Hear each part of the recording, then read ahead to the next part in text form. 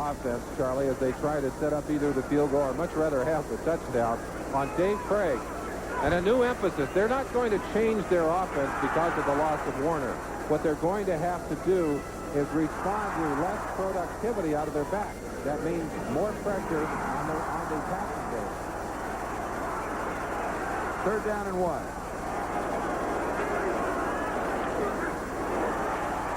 Dan Dorman. And it will be close. We might have a tough call here for Chuck Knox. Would he go for it, or would he take the pretty sure 3 points in this situation?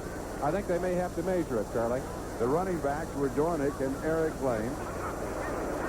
One thing I could tell you about Chuck Knox, I played for him for 5 years. He's a decisive coach. He's an aggressive coach. But he's also a pretty practical man. He'll look at the measurement, and he'll decide what he wants to do. Well, he doesn't have to make a decision. He doesn't have to decide in this case. That decision was made for him, and that's the one he'd like to have. He didn't want to have to make that choice. 1st down at the San Diego 14-yard line. The Chargers defense vastly improved over last year, as is the Seahawks defense. And now we have a situation where both ball clubs must rely more on their defense than in the past. Krieg to throw. It is high, it is over the head of Steve Larson. Gilbert with the coverage. It'll be 2nd down and 10. And a flag was dropped back near the 29-yard line. That's a shame. Larson, who's playing with a badly bruised back, had muscle spasms during the week, was open on that play, working on Gilbert, and you saw the look right there. Larson said, hey, I had him beat. There was a chance for a touchdown. Number 59, offense, still 1st down. Holding on Blair Bush, the center. Here's Larson, and you can watch it for yourselves.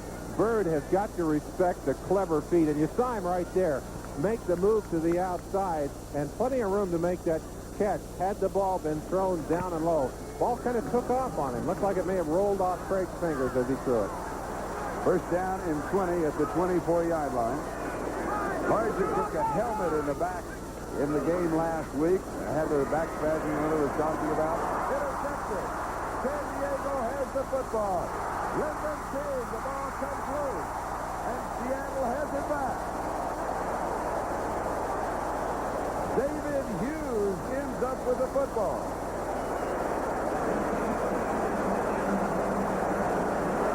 Turnovers on one play. Charlie, turnovers have been such a key factor for this team, and here we got 2 of them. The first goes against them as Krieg throws to a well-covered Mike Tice, and Lyndon King makes a marvelous interception. So watch it here. The strip right there. The ball knocked loose, and alertly, Seattle has that football back. And there's Franco Harris, wearing number 34. And this is when he received the football from the referee a year ago for moving past O.J. Simpson's record of 11,236 yards. The newest Seahawks. Knocked down by Andre Young, Larson, the intended receiver. Now let's check the scoreboard. Miami defeating New England close in the 1st half. Dolphins win it big. Chicago shuts out Denver. Now that's a surprise. That is a surprise. They're in overtime. St. Louis over Buffalo. That's not a big surprise. Kansas City. New Orleans.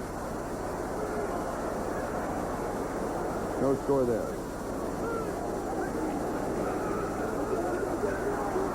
Pressure on a sack. 1st sack.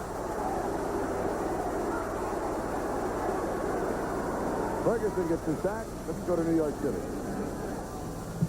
All right, Charlie, we've got action down in Anaheim. The Browns and the Rams. Paul McDonald under tremendous pressure from the Rams. He scrambles. Leroy Irvin is there and up the right sideline, 81 yards for a touchdown. The Rams have jumped out on top of the Browns, 7-0. Here at the Kingdom, the ball is on the Seattle 49-yard line. It will be 3rd down and 16. A loss of 6 on the sack. 6 minutes, 27 seconds, time remaining. We're in the first quarter.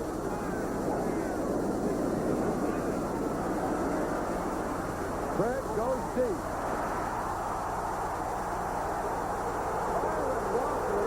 Tipped over the heel of Miles McPherson, I believe, one of the Charger defenders.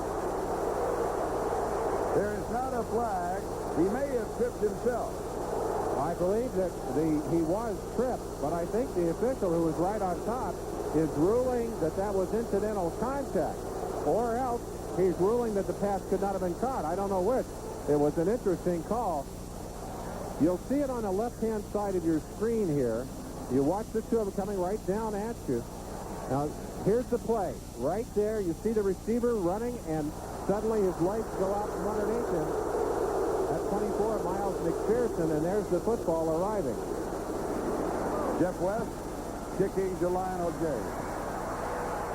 Fair catch is called for. Oh, that's going to be down. Oh, does go into the end zone. Looked like a perfect punch for a moment there. That punt covered 51 yards. The Chargers lead it 3-0. We're in the first quarter, and we'll be back in just a moment. I'm Charlie Jones, and this is Merlin Olsen, and all of us at NBC Sports are saddened this week by the death of Dick Enberg's father. And I know it is a particular loss to you, a friend of his dad, and you and Dick are close friends and working together for so many years. Charlie, working together as we do, I think we all have the feeling of team, and when one of ours hurts, we all hurt a little bit with him, and certainly we're sorry at the passing of Arnie Enberg, and our thoughts and our prayers are with Dick and the entire Enberg family.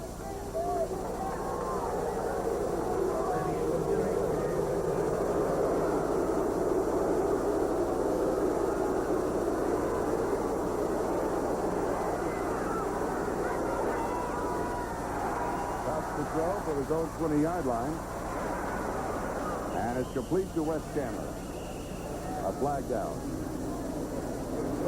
Charlie, it gives us a chance to mention to viewers who've joined us late from other games that the Chargers have been using some unique formations, employing all receivers without any running backs, and then ultimately bringing Pete Johnson in to handle running chores. But Coryell is a very creative coach. And he's got Wes Chandler as a back in there, who's, of course, a starting wide receiver. Illegal formation, number 67, not on the line of scrimmage. Well, and first down. That's a call we see much more of these days. He's got to be lined up within the numbers of that center. But Coryell has devised some interesting plays, and so far the Chargers have used them effectively. First and 15. Holohan in motion. Ernest Jackson, the ball carrier. 5:52, first quarter, time remaining. Let's go to New York. All right, Charlie, you had some technical problems before, so we want to show you how the game ended in Cincinnati. Bengals trailing 27-22. M.L. Harris from Kenny Anderson, but watch, Darren Cherry pops the ball loose. Kevin Ross comes up for it with the Chiefs. They run the clock out. The final is 27-22, and Kansas City's 2-0. Thank you, Bill. And Kansas City will host the Raiders next week, and you and Dick will be there for that. That's going to be an exciting game. Both those teams off and doing well. Fouts on a screen. Tight end screen to Eric Sievers, and Sievers picks up the first down. Out of bounds, 36-yard line, a quick 18 yards on the play. Sievers certainly playing well, and of course we'll have a chance to shine here with Winslow out of the lineup this week, and we mentioned he's in San Diego watching on TV. Let's watch his replacement in action. It's a little screen pass. They invite the lineman to the inside, and Fouts faking the double screen, actually, the first to the left and then to the right. And Jacob Green very close to that football. He didn't get it. That's Keith Simpson, 42, missing a tackle. Steelers running away from it. Good speed. San Diego leading 3-0. Have a first down at their own 36-yard line as Ernest Jackson gets the call. And he has 3 to the 39. It'll be second down and 7. Charlie, let's go back and review one point. The missing people in this, the key people who are missing in this game. And of course, we all know Kurt Warner, his importance to the Seattle side of it. But with both Muncie out of this game and the big tight end Kellen Winslow, I think that evens things out pretty well. And you see what's happening. A lot of scrambling going on by the offensive coaches and the offensive game plan for the San Diego Chargers. And I'll update both of those stories right after this play for those of you that joined us late in the telecast watching the ball game. Fouts going deep. Should have been. It's picked off in the air. Should have been intercepted. Bobby Duckworth picks the ball off in the air off of a defender. 61 yards. Kenny Easley and Dave Brown were converging on the play. And when you're hot, Duckworth in the opener, 4 for 115, 61 yards. The biggest improvement in this Seahawks defense has been in their ability to stop the big bomb. They stopped this play cold. They have two defenders who really knock each other off the interception. This ball should be intercepted, but the two of them fight for it. The ball goes off the heel of Easley right there and right into the surprised hands of Bobby Codeep Duckworth. And look at him. He says, nobody going to call this back, are you? I had it all the way. And I was wide open. Here's Benerska with the extra point attempt. And it is good. And San Diego leads by a score of 10-0. We have exactly 4.5 minutes left to go in the first quarter. It has been a strange opening here in the Kingdom. Dan Fouts has completed 7 of 10 for 112 yards and the touchdown as the Chargers have put the foot back into football. Rolf Benerska will be kicking off. The two deep backs for Cullen Bryant, number 32, and number 46, David Hughes.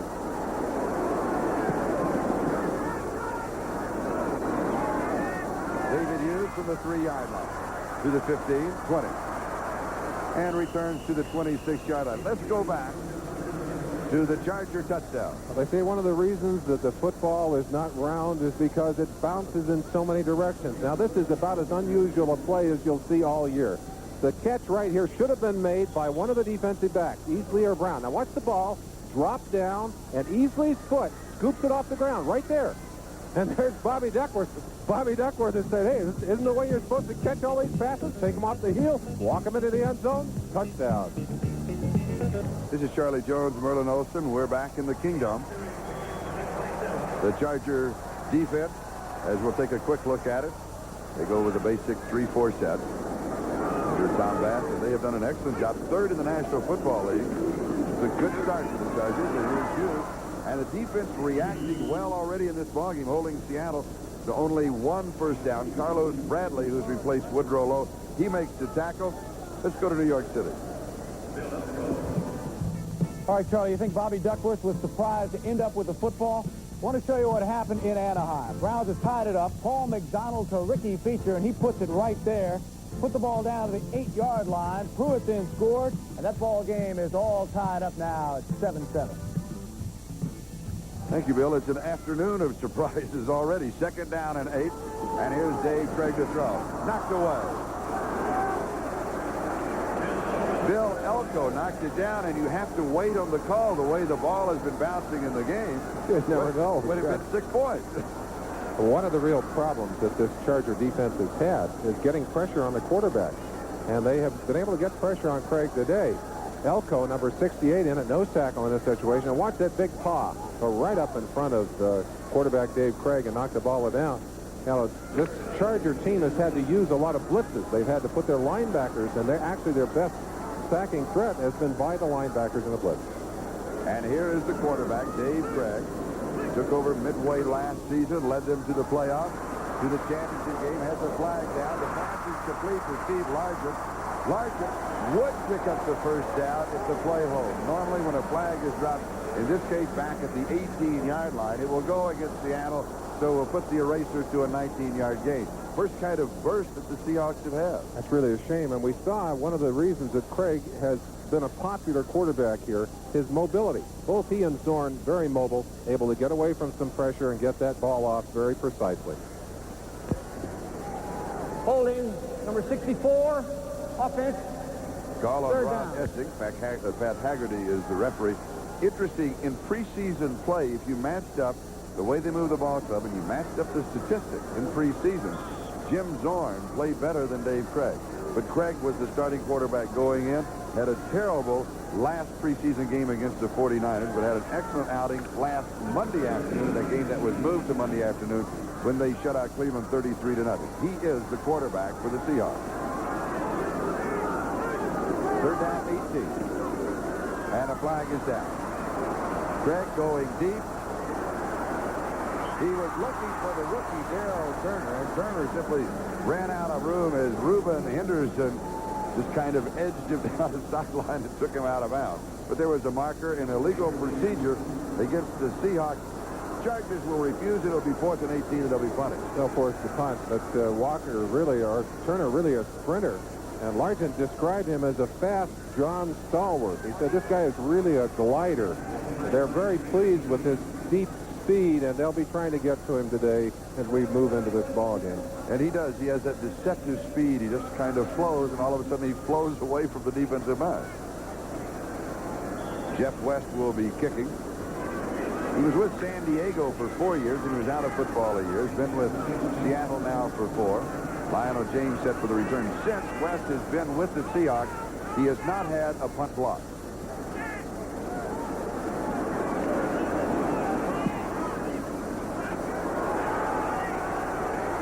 James takes it to the 37-yard line. And you can see why he is 5'6", 172 pounds. When he's hit, he's bounced back about 4 yards. A 44-yard kick and a 4-yard return for the man they call Little Dre. Lionel James. The pennant races are heating up, and NBC Sports is all the baseball action. Here's the preview. This is Charlie Jones and Merlin Olsen. We're looking now at the San Diego Charger offensive huddle. Chuck Muncie is not in the huddle. He was suspended this morning. He missed the team flight yesterday, flew up then last night, and was suspended for this game. He, as far as we know, has gone back to San Diego. The pass, the quick screen to the far side to Wes Chandler is low. It is incomplete. It will be 2nd down and 10. By now, most of you know, Kellen Winslow retired after the ball game last Sunday. As he announced last night that he is coming back to the San Diego Chargers. Will probably report to them for practice tomorrow. As a result of those 2 vacancies, Chargers scrambling a little bit and using a very strange offense without any wide receivers or without any running backs, all wide receivers and tight ends. And then Pete Johnson will come in every once in a while, as he is here. And he'll think, but basically he is in a short yardage situation. He runs this as a short yardage, but it was 2nd and 10. Has a couple. It'll be 3rd down and 8. Shelton Robinson makes the tackle. And of course, you all know that for the Seattle Seahawks is that Kurt Warner knee operation out for the year and is still in the hospital here in Seattle. And Franco Harris, number 34 rather than 32. That's going to be hard for us. That's right. That's going to be tough. Well, with those, you're up to date on the missing people and the people who are here now, Charlie. Okay, now we can get back to the ball game. 3rd down and 8. Fouts has completed 7 of 11. He goes deep again. Duckworth is behind, and he lost the ball. I believe that when he looked up, the pass was directly behind him. He looked over his right shoulder, and then he looked over his left shoulder, and he had gotten behind the defender. We talked about gliding speed. Duckworth also has that kind of speed, and Fouts, seeing a clump of defenders and one receiver down there, decided to throw it long and hope that Duckworth could use his speed to break out and catch the ball. Hardest pass in the world because the one that's directly behind you. You don't have the angle to see it come in. Yeah.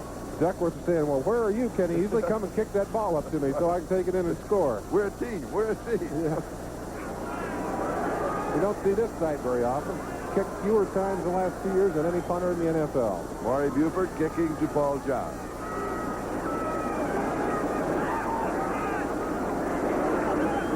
Has pressure almost blocked by Terry Taylor. Taken at the 24-yard line by John. John's down the sidelines and out of bounds. But Terry Taylor, the #1 draft choice for the Seahawks, putting the pressure on Maury Buford. A 35-yard kick and a 13-yard return. You've got speed at both ends. Terry Taylor coming from the right side of your screen, actually from the left side here, will just shoot across in front of Buford and just missed that ball by a fraction of an inch. Whoa. He's lucky to get that one away. The Chargers lead 10-0.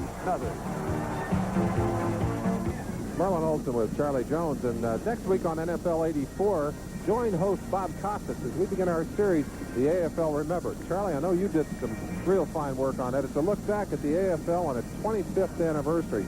We're going to have interviews with Al Davis, Lamar Hunt, Joe Namath, George Landa, Jack Kemp, many, many more, plus some rare pictures and highlights. And series you won't want to miss, the AFL Remembered next week on NFL 84. When you say rare pictures, that just means old. Oh, that means that was before you got a little gray. That's Charlie? right. My hair was dark. Seattle from their own 37-yard line first down, trailing 10-0 in the ball game. And here's the first carry of Franco Harris.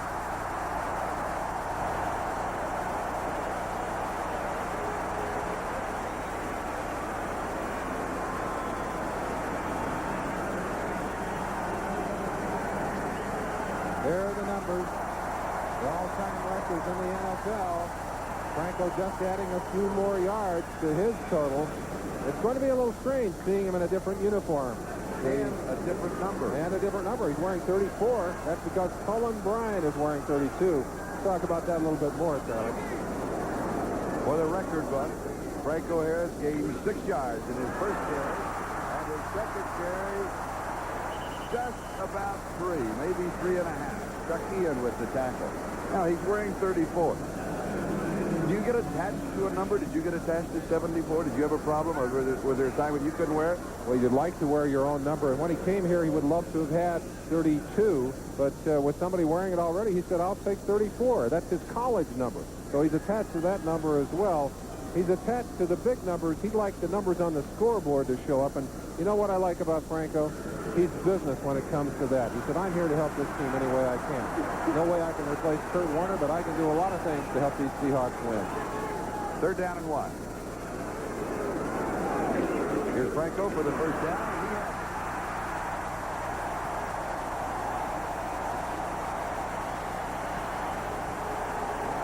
One of the interesting things that we have to look at today, Franco Harris has been a notorious slow starter. He's been a notorious slow starter. And yet, here he is, after not taking any contact at all, getting a chance to get into the ball, get upfield. Franco is a cutback runner. You'll see him right here, going against the grain, coming back in underneath, and that's vintage Franco. 50-yard line, first down. Krieg to throw. And it is long. That's a bit for Larson. Krieg is having a terrible day. He is now 1 of 8 and has suffered an interception. He is, and you have to know that on that sideline, Jimmy Zorn is, he warmed up not too long ago. Knox may not wait too long if Krieg is having an off day to give Zorn a chance to play, but I don't think it'll happen yet, Charlie. One more ad on Franco, and I think it's worth saying. Without any training camp, without any contact, here's the back that's stepping in, and Franco has been a notorious slow starter. It was at Pittsburgh. They've asked him to come in and do a job right away. He's going to have to turn up the heat and go after it. 8 seconds left to go, first quarter. I think it took too long. Yeah. And while they sort this out, let's go to New York City. All right, Charlie, thank you very much. This is the second quarter at the Astrodome. Warren Moon at quarterback, and he will hand the ball to Earl Campbell, who earlier scored on a 1-yard run. This one is good for 15, snaps the 7-all deadlock, and gives the Oilers a 14-7 lead over the Colts in the second. Merlin, you saw the Oilers last week. How is Warren Moon going to fare in the National Football League? I'm sure Warren Moon was very disappointed in his debut last week, but the Oilers looked surprisingly good against a relatively inept first half by the Raiders. The Raiders' strength dominated the second half, and the Oilers, who played themselves out emotionally, were not able to keep up. I think he's going to be good, Charlie. That's the answer to your question. 2nd down and 15. This one is on target to Mike Tice. Miles McPherson with the tackle. A pickup of 10, so it'll be 3rd down and 5 as the first quarter comes to a close. We're in the Kingdome, and San Diego has the lead on a very strange touchdown play. 10-0. This is Charlie Jones, Merlin Olsen. The Chargers out in front of Seattle by a score of 10-0 as we start the second quarter. Seahawks have the ball at the San Diego 45-yard line, 3rd down and 5. Seahawks with 4 wide receivers. The Chargers counter with 5 men in the secondary. From the shotgun. Krieg steps forward. A flag is down. The pass is complete to Steve Larger, but there was a marker on the play. Number 68, Bill Elko, is saying, yeah, you're right, they held me, but we'll give the officials a chance to sort it out. The official on the sideline making the call. Yeah, it was not a holding call. The procedure call, my guess, an illegal formation. Illegal formation. Either that or two backs in motion. Let's see what they do call finally. Illegal formation, number 76, not on the line of scrimmage. Chuck Knox, of course, disagreeing with that call. Steve August, number 76, ticketed for that. And, of course, the rule, and they're really nailing it. You've got to have those offensive tackles up on the ball. Here are the first quarter stats for Seahawks and the Chargers. The rushing yardage, you see, favoring the Seahawks. And, of course, the passing yardage drastically in favor. Only 5 yards passing for the Seahawks. That's not much of a quarter. Third down and 10. Roger has it out of bounds. 17 yards and a first down. And Steve, a new father, his wife Terry, delivering their third child, a son, Kelly Douglas. So congratulations to the new dad. Things have kind of returned to a pre-Warner Seattle look. And this man, Steve Largent, is the key to that passing attack. He's a mobile receiver, not great speed, but incredible concentration, and I don't think there are better moves anywhere in the NFL. San Diego 33-yard line. Chargers lead it 10-0. Frank O'Hara. 3 yards to the 30-yard line. It will be second down and 7. And Mike Green makes the tackle. 12 tackles last week and the leading tackler last year for San Diego. Well, they started 2 rookies inside, Mike Green and, of course, Billy Ray Smith. And Green is the quicker of the two. He's the flyer, gets around very well, and has just done an extremely good job. But Billy Ray Smith, 54, also working hard in there. He's more the plugger. He's playing up tight to the line, and Green flowing is making the tackles. That's the way it's supposed to be, Charlie. And Green, a ninth-round draft choice. Quite a surprise last year out of Oklahoma State. Franco.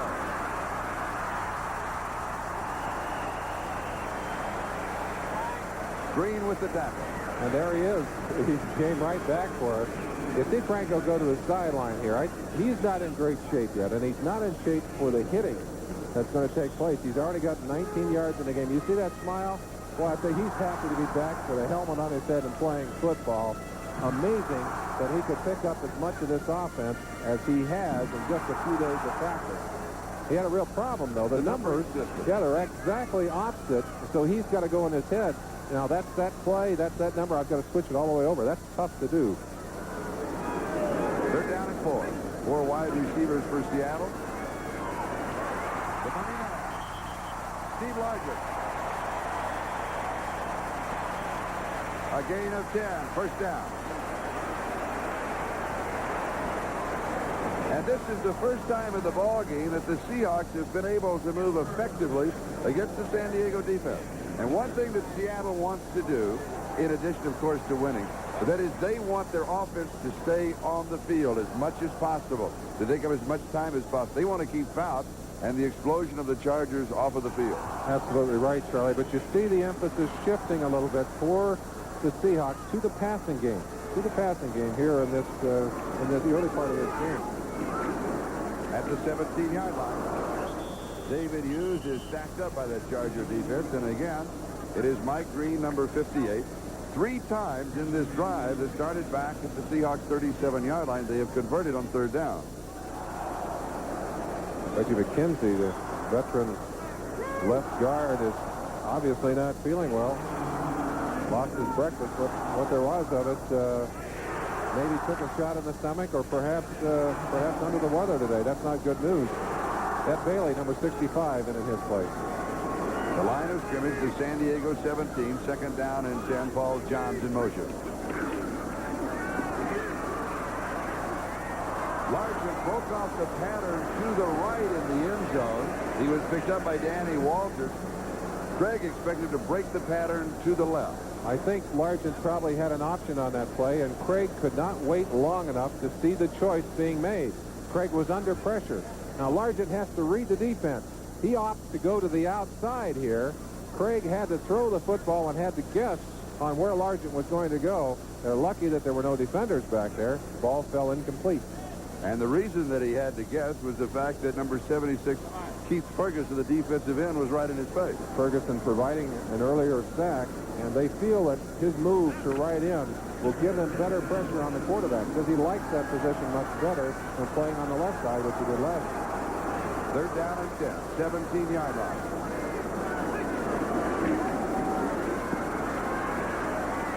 It's there. Paul John.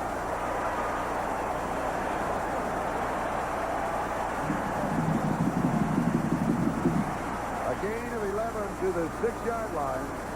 It'll be first down, goal to go for the Seahawks. Well, Steve Largent isn't the only receiver on this Seahawks team. Paul John's doing a good job here. And Dave Krieg said what excites him is the fact that he has much better receiving core this year to throw to. Just a great move to get open there and gets himself knocked out of bounds. That's Danny Waller, 23, who's played extremely well last year and a little slow in his start this year, but he's a good cornerback. That is the fourth third down conversion by the Seahawks in this drive. First down, goal to go. An impressive drive, Charlie. Eric Clay, David Hughes are the running back. David Hughes to the 3-yard line. Bill Elko was there. Chuck Ian also in defensively for San Diego. And as well as this drive has gone, you still sense the disappointment in not having Warner on the field because he forces the defense to respect so many things that you can do with a great back like that in the middle of your offensive formation.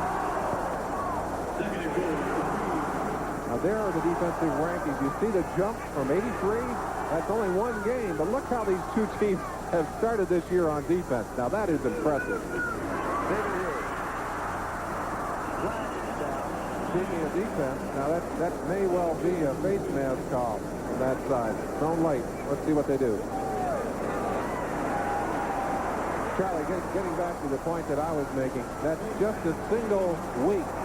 That's just a single week of play, but it certainly bodes well for both these coaching staffs who really felt rather dismal about the defensive performance last year. The only thing that saved the Seahawks was the great turnover ratio that they were able to establish, the fact that they took the ball away so often. Incidental face mask, number 57, still second down. Called on Lyndon King. Your offense will entertain, but your defense will win you the game. Well, they certainly will, and that's a good way to say it. Now, you notice it's not an automatic first down. That's an incidental face mask. Now, if the 5 yards gives you the first down, you've got it. But it certainly gives you the down over, and you've got a second down situation on the 1-yard line. Second down, goal to go.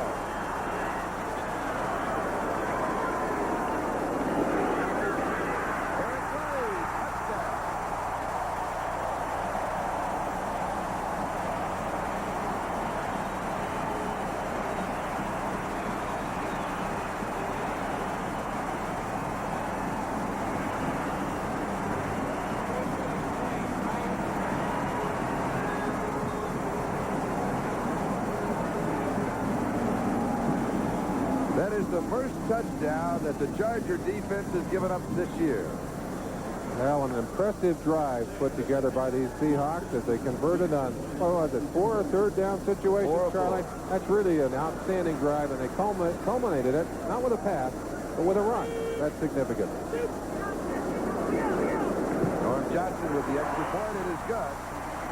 And so, with 11:34 left to go in the second quarter, the Seattle Seahawks have pulled within 3 of the San Diego Chargers.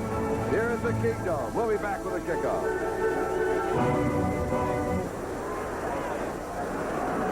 San Diego leading Seattle now by a score of 10-7 as Norm Johnson will be kicking off. Lionel James and Ernest Jackson are the de facto return for the Chargers.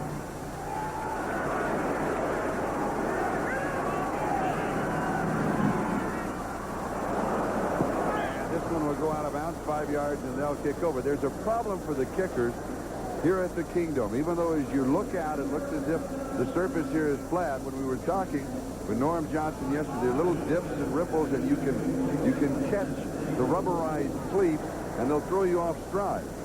Well, he has an option of where he's going to put that kickoff down. I don't think he's got a bad place there. I just think he mishit the ball. But you're right, Charlie. There are some dangerous areas on this turf, and many of them down to the right of us. In fact, we'll give you a look at the seam. Now, there's a seam that runs across the field down near the 20-yard line. You see how open that is. That is dangerous. And then a little further down the field, an absolute hump in the field close to the goal line. Those areas really are the areas where the carpet covers the baseball field here. And it's made it a little treacherous in that end of the field, and will be that way until baseball season is over. And there was a nice article in one of the Seattle newspapers about this. They covered the problems. They did point this out about artificial surface, though. If it wasn't for artificial surface, there would not be indoor stadiums, there would not be a Kingdom, there would not be the National Football League in Seattle. And that's not where Warner got hurt by. No, that was at the other end of the field. He was down at around the 4-yard line at the opposite end of the field. That is the first touchdown in Eric Lane's NFL career. He'll save that football. Here's Lionel James.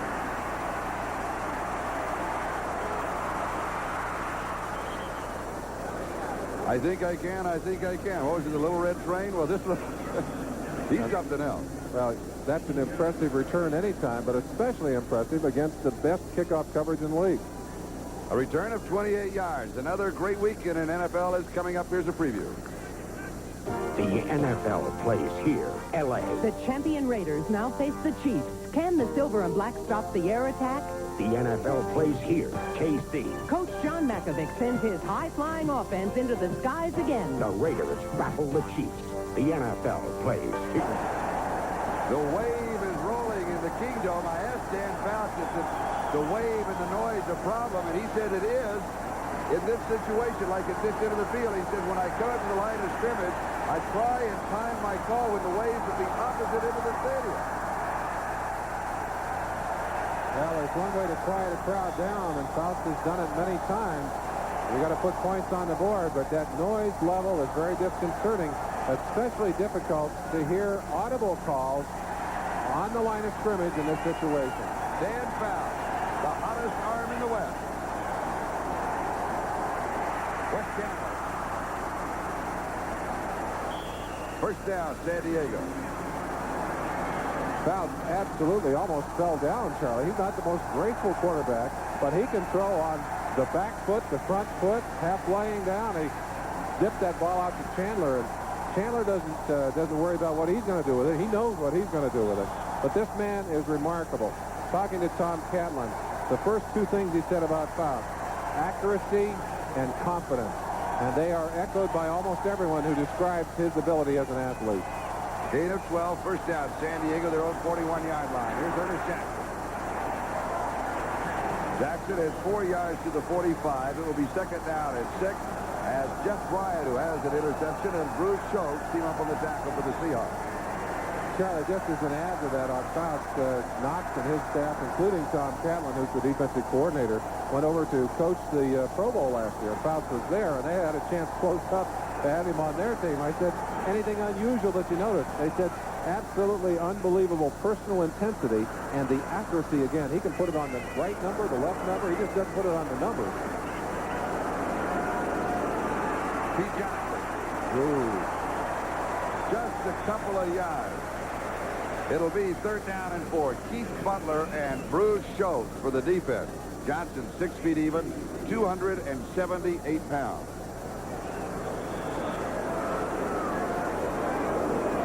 We introduced you earlier to Don Coryell, and there's a little information about the kind of yardage his troops have racked up. A man absolutely obsessed by the passing game. I don't think I've ever met anyone who knows more or thinks more about it than Coryell.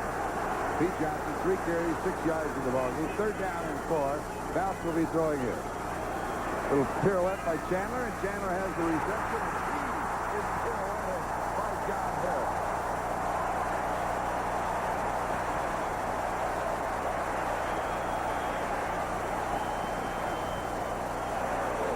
Seahawks in with 6 men in the secondary. They will use as many as 8 with a 3-man rush. They love those nickel and dime and quarter packages where they move a lot of extra defensive backs into the lineup. And in that situation, certainly John Harris did a great job of nailing him. The sign says it. You call it Air Coryell. Well, here, for Chuck Knox, they call it round shot. Round shot. Yeah, you see the difference in their velocity there. Oh.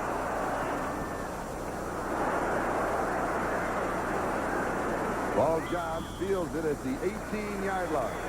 We've got a timeout, 9 minutes and 4 seconds left to go in the second quarter. The Chargers lead it by 3. I'm Charlie Jones. This is Merlin Olsen. We alluded to the fact that Franco Harris has a problem with the numbers, the change in odds and evens, opposite side from what he's used to. There's another problem that he had, and it was interesting how they worked it out. It was. Franco was used to taking the football like this with his hands. They wanted him to take it like this. He was used to scooping it with both hands. Now, instead of asking him to take it as the other Seahawks backs do, they said, go ahead, we'll adjust to you. Quarterbacks have had a little trouble doing that. They've been hitting him in the chest with the ball, afraid they would hit his hands.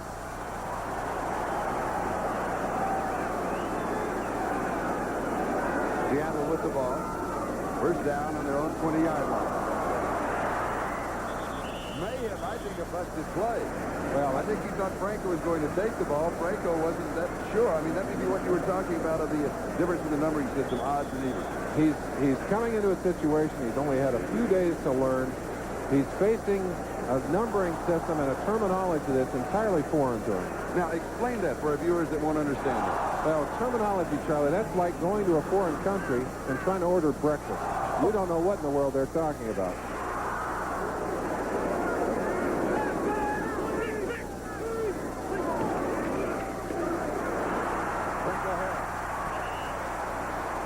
To the 29-yard. Now, you watch here how he gets the ball, but let me tell you how difficult it is to order breakfast in a strange country. My son Chuck was in East Germany. Had no idea. He said, I'd order the most expensive thing on the menu for breakfast. They brought him ice cream and beer. Well, this is not ice cream and beer. This is Franco Harris, and he speaks the language of football. You saw him scooping the ball, 2 hands, taking it and running with it. He can be sore tomorrow. Let me tell you, he hasn't had much contact. Check the scoreboard, second quarter. The Rams in front of Cleveland by 3. The Colts and the Oilers now tied in the second quarter, 14-14. Franco Harris is the leading rusher in the ball game, 6 carries, 25 yards. That is amazing.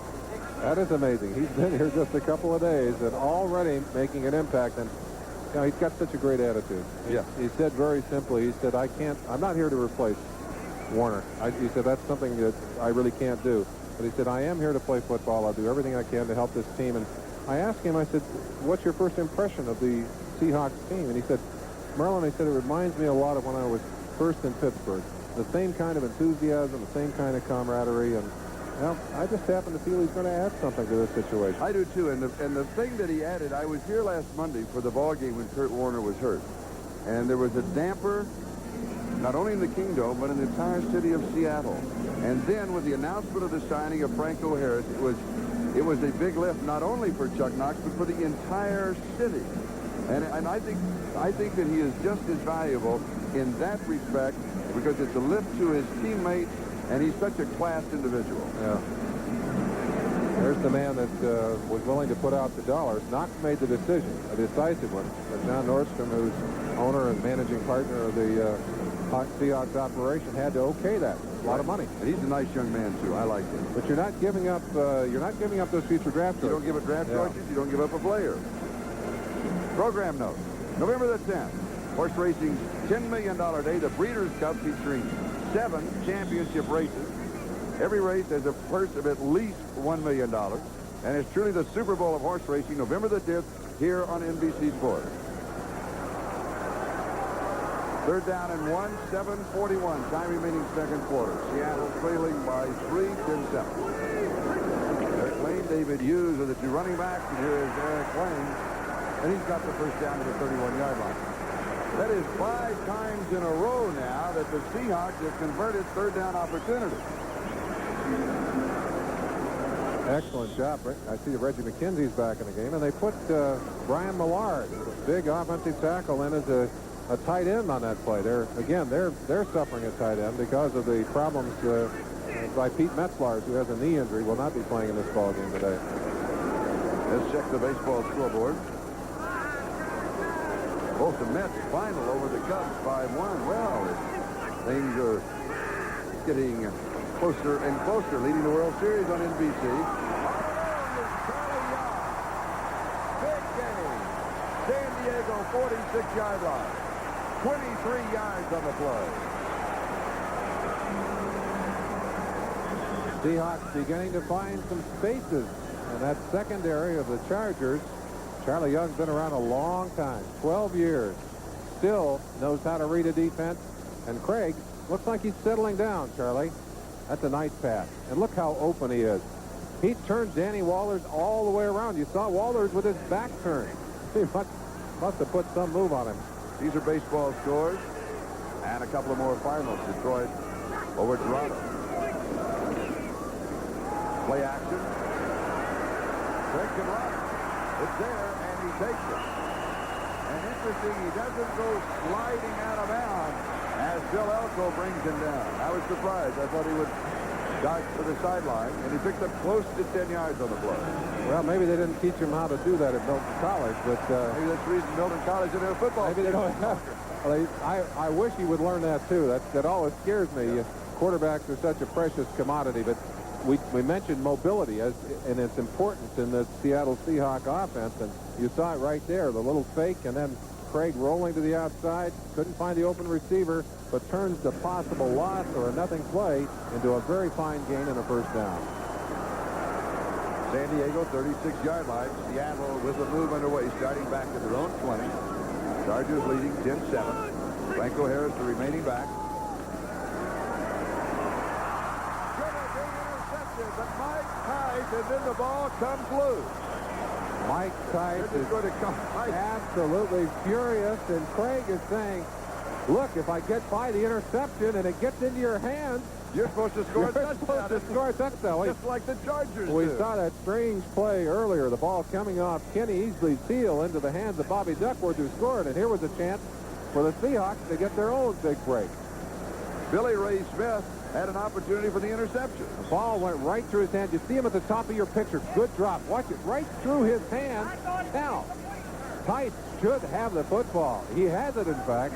I think he tried to run with it before he locked it away. Andre Young, number 49, the man who nailed him. But you got to lock that football up before you run with it, Charlie. 2nd and 10, 36-yard line. Krieg now 6 of 15. Some pressure, pass is complete to Paul John.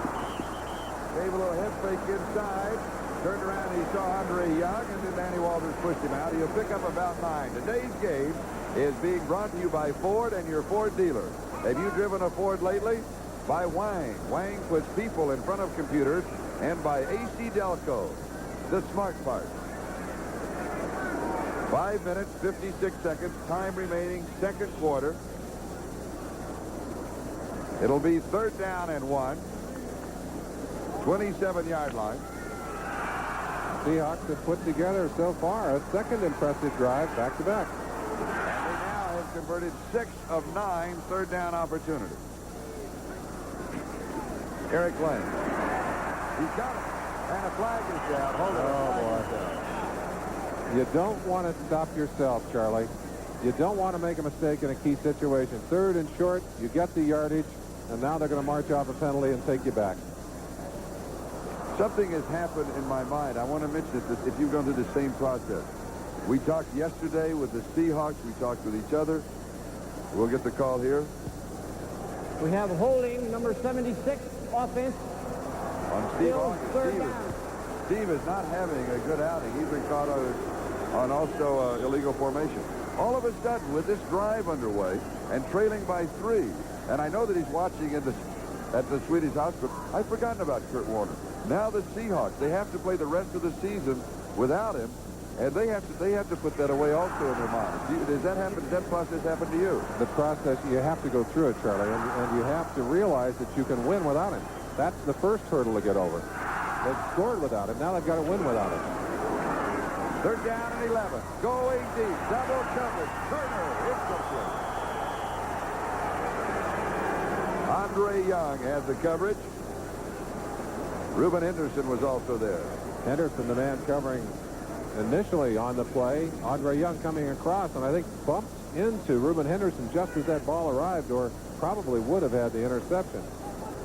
Field goal attempt coming up. Norm Johnson in the opener, 4 of 4, his long being 50 yards.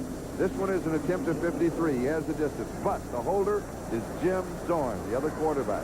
Well, they haven't been afraid to use his passing ability. I think that's always an advantage, not only to have a quarterback, but one who can run back there holding that ball. Is it a fake? I think they'll kick it, Charlie. 53 yards away for the tie. Nope.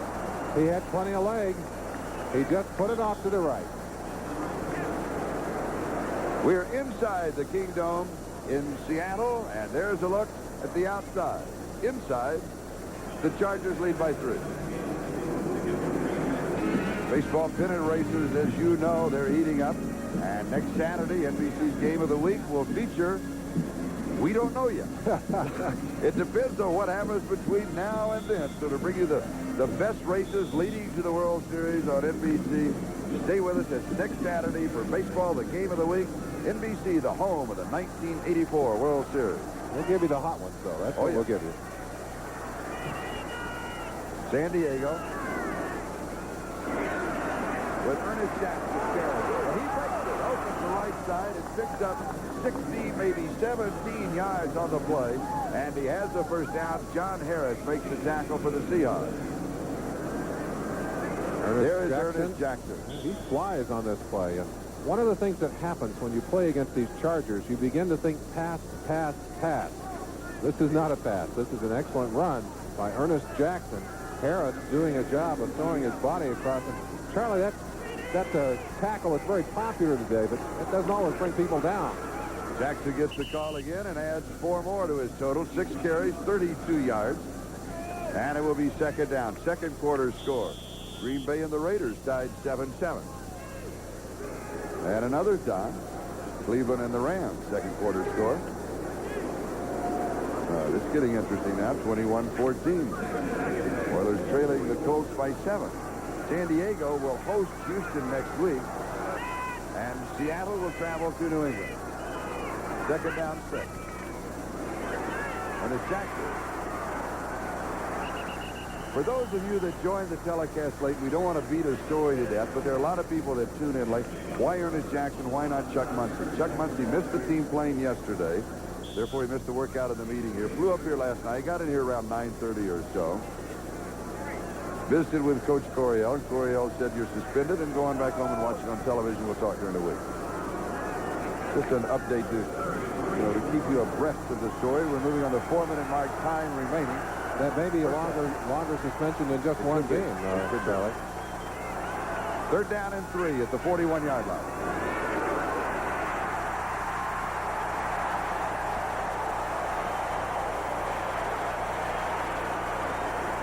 There's a big play, guy. Don Duppick. Dupek. Yeah. Stopping Ernest Jackson. Dupek flying in there. Safety blitz. Nobody to block him, and Dupek is all over him on that play. Watch it here, right on the left-hand side of your screen. Now watch this. There's nobody to block on him. He reads that quickly, dives in behind Wilkerson, the pulling guard, and runs Jackson down. Now, had he not done that, looked like there was room to the outside, but great pursuit. Look at all those blue shirts out there. That makes an old defensive player's heart pound, Charlie. I like that. You like that. Here's the kick by Maury Buford. Paul Johns, he'll hope for the bounce. It's the Charger hop, and they'll down it in the field of play. So the Seahawks will have the football, but they'll have terrible field position. The punt good for 40 yards. An excellent kick by Maury Buford. Here's Paul Johns. Paul Johns coming up to take a look at that. Doesn't want the ball. Now, if he signals for a fair catch, he cannot do that. He did not signal a fair catch. He's got to be disappointed. That ball taking a perfect San Diego bounce. Chargers lead by 3. Summer is slowly slipping away. Not in San Diego. It's above 100 degrees in Southern California. Fall is almost upon us, at least here in Seattle. The boys this summer still have some unfinished business. Don't miss the absolute best of baseball. The 1984 World Series The championship of baseball begins October the 9th here on NBC Sports. Chargers are glad they came north for this one, Charlie. Yes. Seattle from their own 4-yard line, first down. David Hughes giving just a bit of breathing room. He'll pick up about 5. It'll be second down. Gil Bird makes the tackle. The Chargers front 3. Chuck Ian, Bill Elko, and Keith Ferguson. Well, those are names that are not household words anywhere. And I'm talking to Reggie McKenzie, and he said, you know, I don't even recognize any of those faces over there. Those are all new bodies over there. The surprise there is that Gary Big Hands Johnson not in the lineup. They feel that Chuck Ian will do a better job on that side than he will. Second and 5. And Hughes gets the call again, and he is met and again unceremoniously dropped at the line of scrimmage. It'll be third down 5. The real pop on the line of scrimmage was number 54, Billy Ray Smith. And let's go back and look at that lineman we're talking about. You see Billy Ray, number 54, right on the left corner of your screen. Reggie McKenzie blocking on him. And watch it right here. He slips out from underneath the block and jams his helmet right into David Hughes' stomach and knocks into the outside. And the 2-minute warning given to both benches. We'll take a timeout. The score, San Diego 10, Seattle 7 in the Kingdom. This is Charlie Jones, Merlin Olsen in the Kingdom. 2 minutes to go, first half. Stay with us at halftime for NFL 84. We'll be going back to New York City with Bob, Ahmad, Bill, and Ash. That's the trivia quiz. No, it's not. Get that game together. Catch you up on all the games around the country, and do a good job. With a couple of weird plays today. I think we'll probably have footage. And if you joined us late, be sure to watch for what happened, the weird play in the first half here on the touchdown by the Chargers. Take the throw. The speedster Turner pulled down at the 34-yard line. 24 yards. Darrell Turner, rookie, Michigan State, second-round draft choice. He can motor. You have the feeling of being right there with the quarterback on this play. He's watching Darrell Turner all the way, and that's a zipping pass over the head of Andre Young.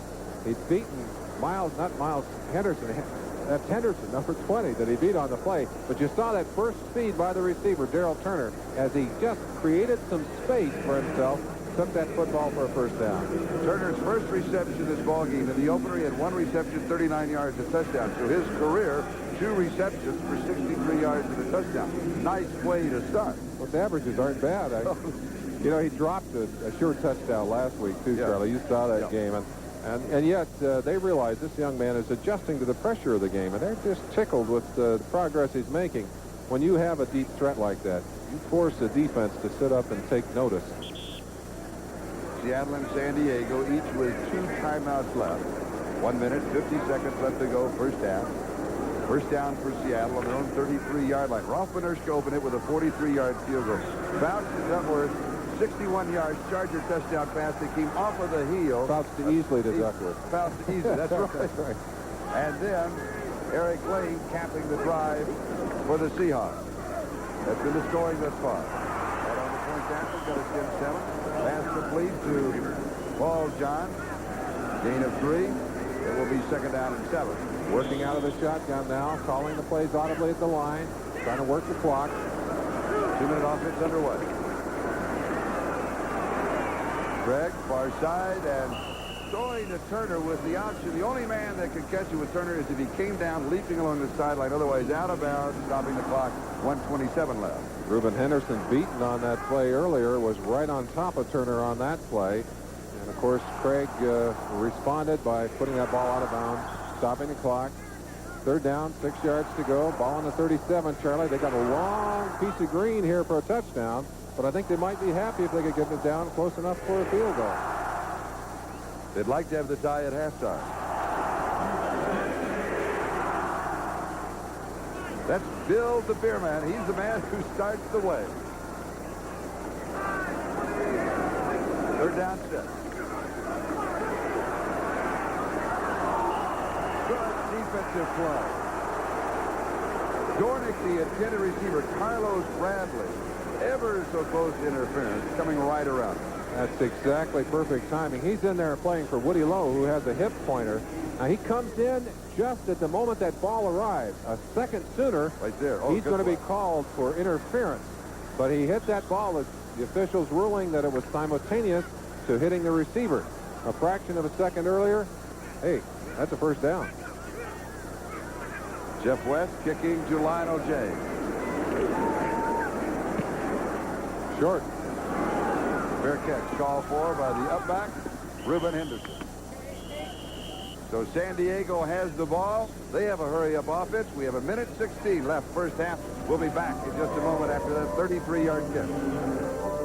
San Diego with 2 timeouts remaining and 1:16 left to go first half, leading by 3, 10-7 from their own 30-yard line. And now we can watch the hottest arm in the West go to work. Dan Fouts. Offensive line giving him all the time in the world. He was throwing this away over the head of Pete Holland. But that offensive line gave him all the time in the world, but the secondary of the Seahawks had excellent coverage on the receiver. Charlie, one of the ways that you measure a quarterback as a defensive lineman is you want to test his courage. And you do that in part by seeing if you can intimidate him. And the great quarterbacks will stand in there and take every possible second they can take, knowing that they're going to take the hit. Fouts is a very courageous quarterback. He'll take the shots, and he's got the body to prove it, I'm afraid. That's right, he does.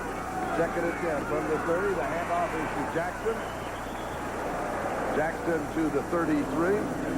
It'll be third down and 7, and Jacob Green cut his legs out from under him. 1 minute and counting. Interesting call, and certainly not characteristic of the defense. I think they were hoping to cross up the secondary. With all those defensive backs in there, you'd like to run on a few obvious passing situations, burst it back into the secondary, and hope you can make big yardage. Third down and 7. How many they got in there, Charlie? I don't see any linebackers, do you? Looks like all defensive backs and linemen. 3 linemen, 8 defensive backs. Joyner showing motion. Going deep, Duckworth. Intercepted by John Harris. Second interception for the Seahawks. What's interesting about Harris is that he's playing with a cast on that right hand, Charlie.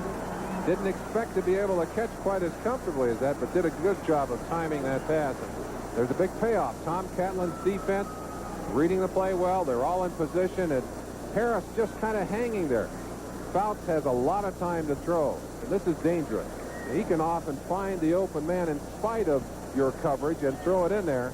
Tries to get it deep, throws a little short in this situation, and Harris goes up and pulls it down. Excellent interception by John Harris. That is his second of the season. First of this game. Number of plays way to the Seahawks side. They want to keep that offense, their offense on the field, and San Diego's off. We mentioned that before. Krieg returns it. He goes deep. And he goes into coverage, and it's caught by Darryl Carter at the 28-yard line. They said he would be the deep threat. This one 51 yards. That's the toughest catch in the book. He lost the football early. The ball came directly over his head. Imagine looking back over the top. You'll see it here.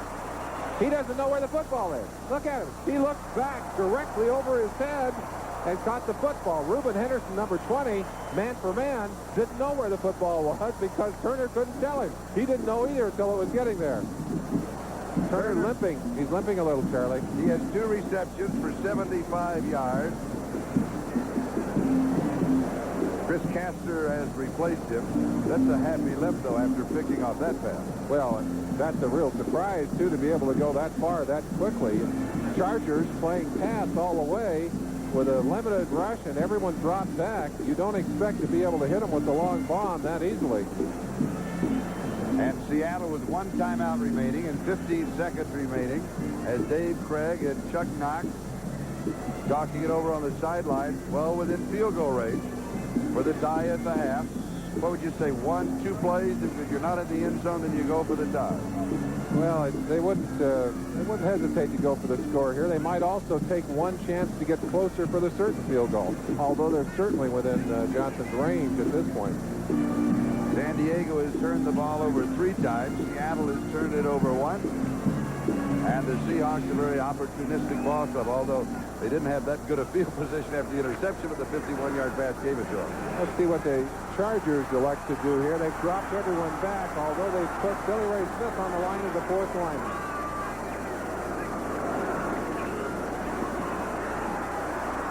Krieg has pressure. Just drops off the pass to Dornick. And Dornick is down around the 23 of the 24. Immediate timeout. Gain of 5. Billy Ray Smith was right there. 6 seconds left on the clock. Takes their last timeout here. And they'll go for the field goal at the time. You saw how quickly Krieg got out there to call that timeout. You're ticking down to 6 quick counts, and you're out of that ballgame. You've got to get that clock stopped, and you must do it with a timeout. Norm Johnson onto the field. Jimmy Zorn out there to hold the football, and they missed one earlier. Plenty of leg, just off to the right. Norm would like to at least go 1-1 here in the first half. Norm Johnson missing from 53 yards away. This one will be from about 40 yards out. Either 40 or 41 officially. 40.85.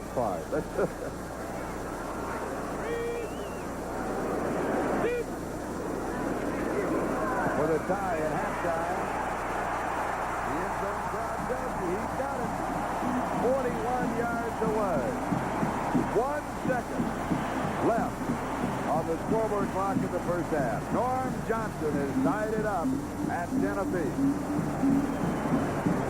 Special teams gathered around Johnson, and Rusty Tillman, the special teams coach, don't want to make a mistake here, but with 1 second, probably will see that ball kicked on the ground, Charlie.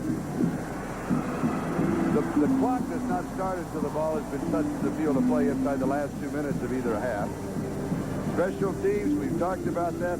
They are excellent. The Seahawks have excellent special teams. That's Charlie, and I don't think I'm mistaken on this. They're the first team in years and years to lead for 2 years in a row. They also led in 82, didn't they? And they're also the first team in the NFL last year to lead special teams in both punt coverage and kickoff coverage. That's right. That's really what I meant in the 2 areas. Rusty Tillman, the special teams coach, is the source of that energy, and I think there he is on the sideline. He's into the ball game, I tell you. One of the great special teams players in the NFL during his playing days in Washington. He brought that same spirit here. Look at the eyes. Look at the eyes. They show you the intensity right there. These teams had a great week last week. Yeah, they just really have done a job for Seattle, but they have an important job here. If 1 second to go, you don't want to make a mistake. I don't think they will.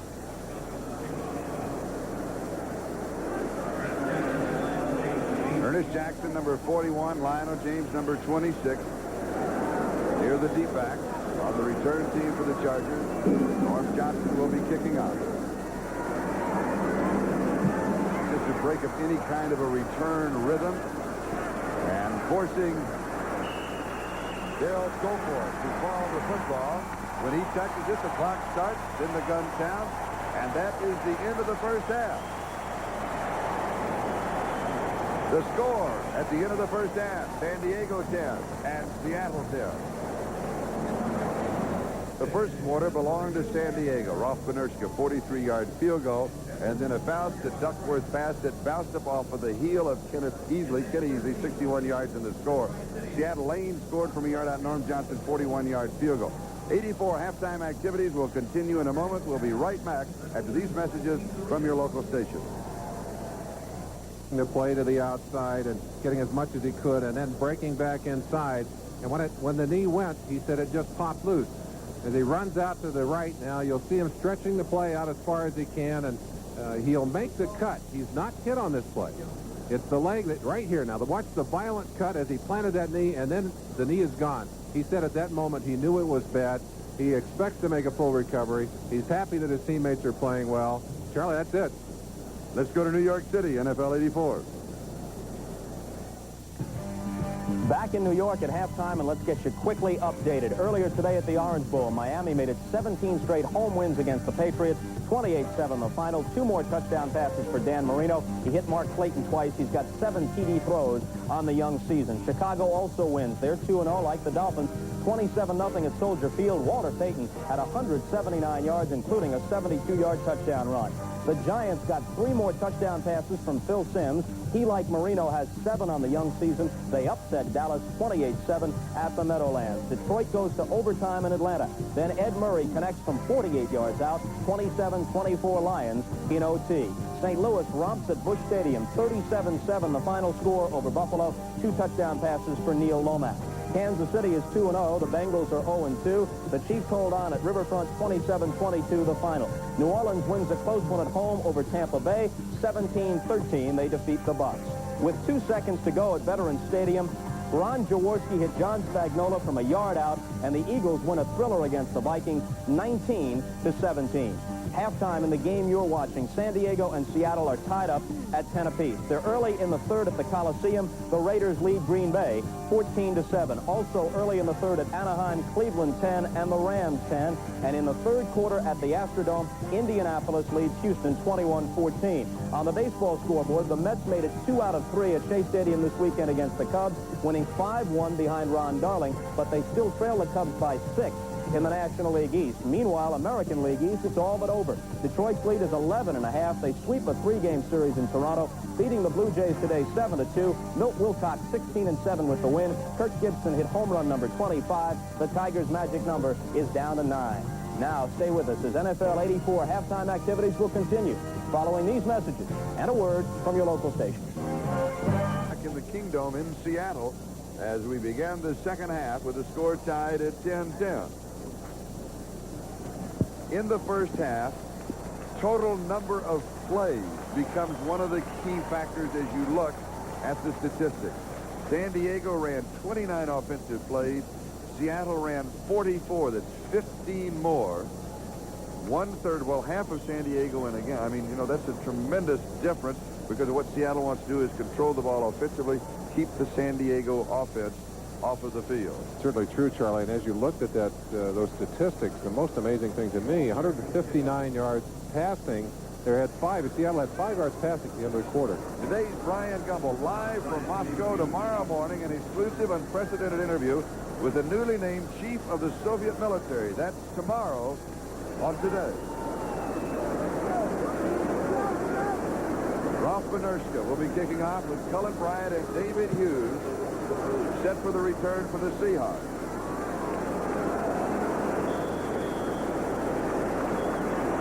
So Seattle to open the second half on offense and a chance to control the football and control the ball game. We're tied in 10-10. There's David Hughes. Hughes, the fullback, along with Cullen Bryant and Dan Dornick, and also a return man, returns for 17 yards. Seattle expects a lot of things out of this young man. They think he's going to become a very good running back in the National Football League. They are going to have to make do without a lot of the high draft choices that they would otherwise have enjoyed having. And, of course, we say it again, going to have to make do without Kurt Warner. They've got to find talent. Everybody's got to pick up the slack a little bit more, Charlie, right from your offensive linemen back to your running backs to your receivers. And I think that's what they have been able to do in the first half of this game. Seattle from their own 24-yard line first down with Eric Lane and David Hughes in the backfield. And it's Eric Lane. Lane breaks it to the right side. First down. Eric Lane is the captain of the special teams, and he picked up 13 yards in the first half. He scored the Seahawks touchdown, his first in the National Football League. He is in his 4th year. You pay your dues on the special teams, Charlie. Eric is not without talent as a runner. You see him feeling that pressure and sensing an opening to the right, cutting back outside, and gosh, that's the kind of thing you'd see Franco do, or you see the great runners do. Good move. Here's the play, an overrun by 58 Green. Mike Green, there's the extended block, and that's the new rule right there. That's Robert Pratt, 61, pushing him away. And here's Eric Lane again. About 8 yards.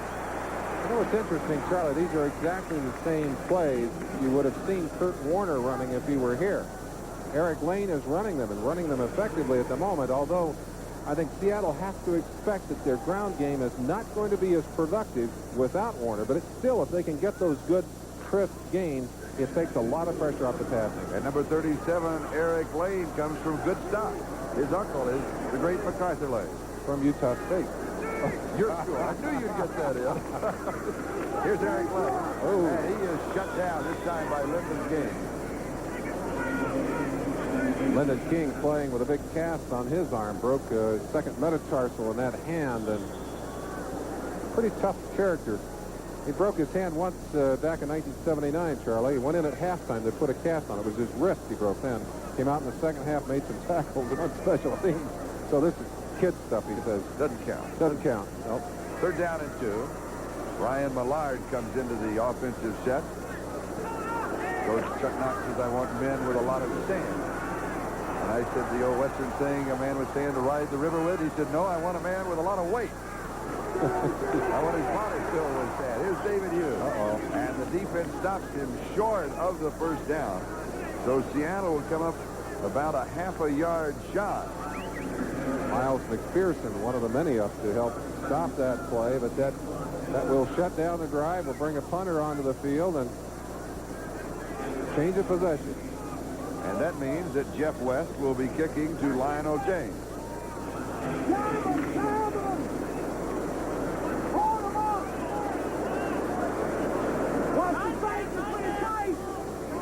Here's Lionel James, wearing number 26 now. He was wearing number 1, but that's the kicker's number. As a return man, he has to get up in the 20.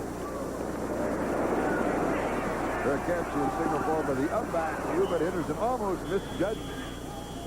But San Diego will have the football. Now let's check the scoreboard. These are finals. Miami over New England, 28-7. Chicago shutting out Denver, 27-0. Giants, that's a surprise, 28-7 over Dallas. Detroit in overtime over Atlanta by 3, 27-24. As expected, 37-30 by not that large a margin, though. Kansas City, one of the surprise teams in the NFL over Cincinnati.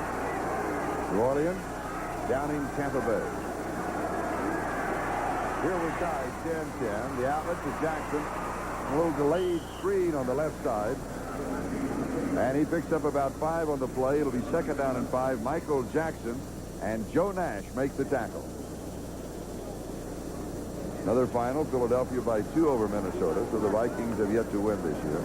Third quarter score, the Raiders leading Green Bay by 7. Cleveland, the Rams are tied at 10 third quarter. We are tied at 10, and we've got an injury timeout. So we'll be back to the Kingdome in just a moment. It's San Diego 10 and Seattle 10.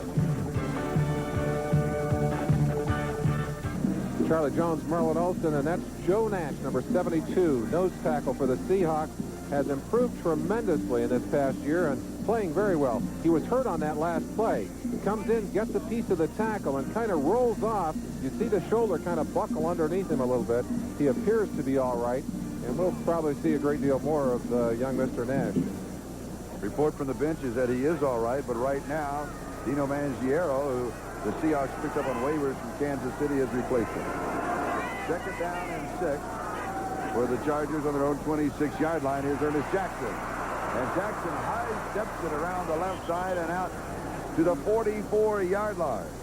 A gain of 18 yards on the play and a first down as Dave Brown was there for the Seahawks defense. Ernest Jackson showing us some real speed and burst here. Has played very, very well in limited duty here today. Certainly does a good job. A little misdirection. Stepping to his right, coming back to his left, getting good blocking out front. Dennis McKnight, number 60, throwing an excellent block there. And good blocking by the old veteran Charlie Joyner downfield, working one-on-one on Dave Brown. Good play. 36-year-old men are not supposed to block downfield. He is wonderful. He is. Oh. Texas picked off by Dave Brown.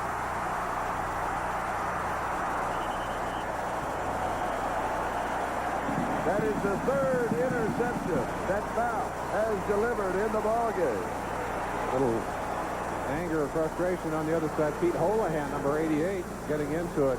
Fouts was playing safety man on that play and got decked. Here's the shot from another deep end zone camera, and Dave Brown read the play very well. Joyner simply had no chance even to make the tackle. Cutting against the ground. I think Brown got a little greedy on that one, Charlie. He lost some yardage coming across the green. Turnover, San Diego 4, Seattle 1. Seahawks have the ball at the 50-yard line. We'll be back in just a moment. Charlie Jones, this is Merlin Olsen. You've been bugging me since breakfast about a trivia question. Charlie, I got a trivia question for you now. Mike Tice, number 86, on the field, has a brother playing in the NFL. Yes, his brother John, that's a tight end for New Orleans. New Orleans, you're right. Okay, second part of the question. Wait a minute. This is a multiple-part question, Charlie. Now, Mike did not play tight end in college. He's tight end here. What position? He was quarterback. Okay, and now finally the question. Wait a minute. Now this is it, Charlie. This is it. Now? Who was the other tight end at Maryland? Mike Tice at quarterback, his brother John at tight end. I have no idea. I'll let you think about that one for a second. No idea. Play action, Craig. He goes deep. Man is there. Runs a great defensive play.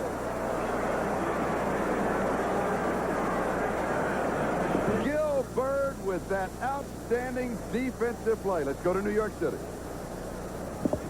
All right, Charlie, for the fourth time in his career, John McEnroe is the U.S. Open tennis champion. He defeated Ivan Lendl in straight sets today, 6-3, 6-4, 6-1. It's the third consecutive time that Lendl has lost in the finals. Twice to Jimmy Connors, now to McEnroe. Charlie? Thank you, Bob, for that update, because we were interested. I'm glad you gave it, because I was wondering how it came out. Gilbert, who just made that defensive play, a special hello to his wife, Merlin, who is in the hospital in San Diego, watching the ball game. He had permission to stay behind yesterday, and I know he's concerned about what is happening there. That has to weigh heavily on the young man's mind. You need all your concentration on the game, Charlie. But all of her family is there and gathered around, so she's in good hands. Going again to Steve Largent, and again it was Gilbert, and again it is incomplete, so it'll be 3rd and 10. Talking to the great Lester Hayes of the Los Angeles Raiders, he said that this is the toughest man to cover one-on-one in the NFL because of his great moves. And you see his face there. It looked like he caught his cleats in that turf. That's a soft turf. Looked like he kind of tripped as he was coming back toward that ball. And you can do that on this field. There's a lot of friction, a lot of catching of the rubber sole shoes that they're playing with here. 3rd down and 10.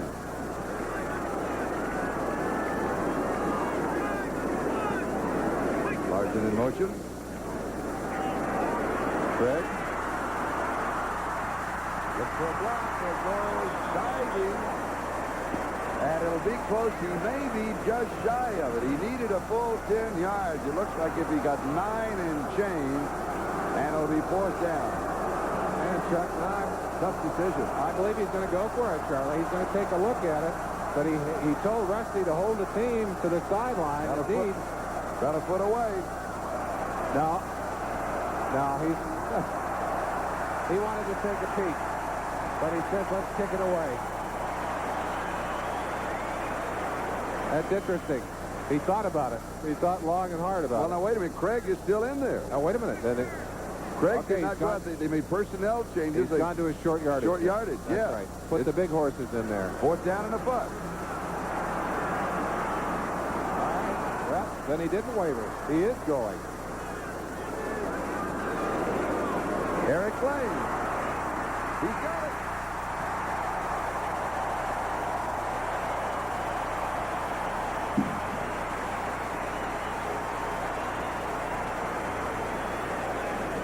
Reggie McKenzie led the way. Well, Reggie, we saw him earlier having some stomach problems to overcome that, to get out in front of that. And I think that may be the oldest sweep in the world. We've got Pratt, McKenzie, and going around out there behind Charlie Young. They got some old-timers leading, but those old legs did a job. They got there. They sure did. And Eric Lane did his job. He got that first down. 37-yard line officially. And here's Lane this time. The defense meets and Rich Ackerman now in at nose tackle was there to stack him up. Billy Ray Smith also had a piece of the play.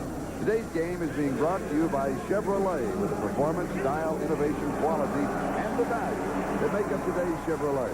By McDonald's. It's a good time for the great taste of McDonald's. And by GMAC, the financing people from General Motors. This is Charlie Jones, Merlin Olsen, Kingdom. 8 minutes, 41 seconds left in the third quarter. Tie ball game. San Diego and Seattle. The score 10 on each side of the ledger. 2nd and 10. Krieg to throw. John knocked away. Well, they're picking on Gilbert. Well, they want him. I know that in any situation, you try and look for somebody that you can get one-on-one. San Diego Chargers putting a lot of pressure on their corners, asking them both to cover in a lot of situations man-to-man. Wait a minute. Now, the trivia question, the game got excited. I have no idea who the other tight end. Question again. Mike Tice, tight end here. Brother John Tice, tight end in New Orleans. Right. They were quarterback and tight end for Maryland. The other tight end, Eric Sievers, here today playing for the Chargers. Now, that's not a bad trivia question. That's not bad. I got you. You did. I got 2 of the 3, but the 3 was the one that counted. All right. He's got it. And a run away to the 20, 15. Touchdown.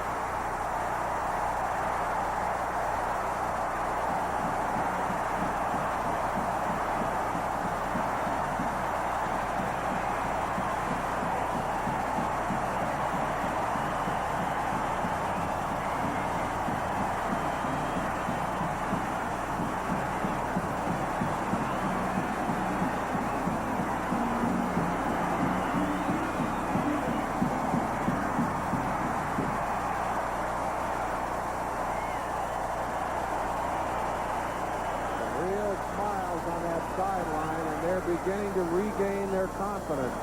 Shattered by Warner's injury, they've come back strong. 37 yards on the run. It's good. Seattle leads 17-10.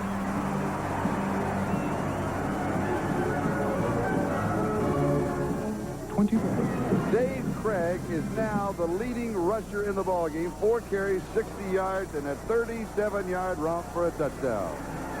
Quarterback mobility. There's the result right there. Norm Johnson will be kicking off for the Seahawks with Ernest Jackson and Lionel James sent to the return for San Diego.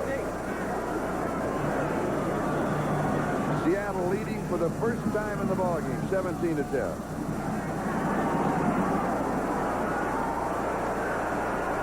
Lionel James bobbles it, drops it, picks it up.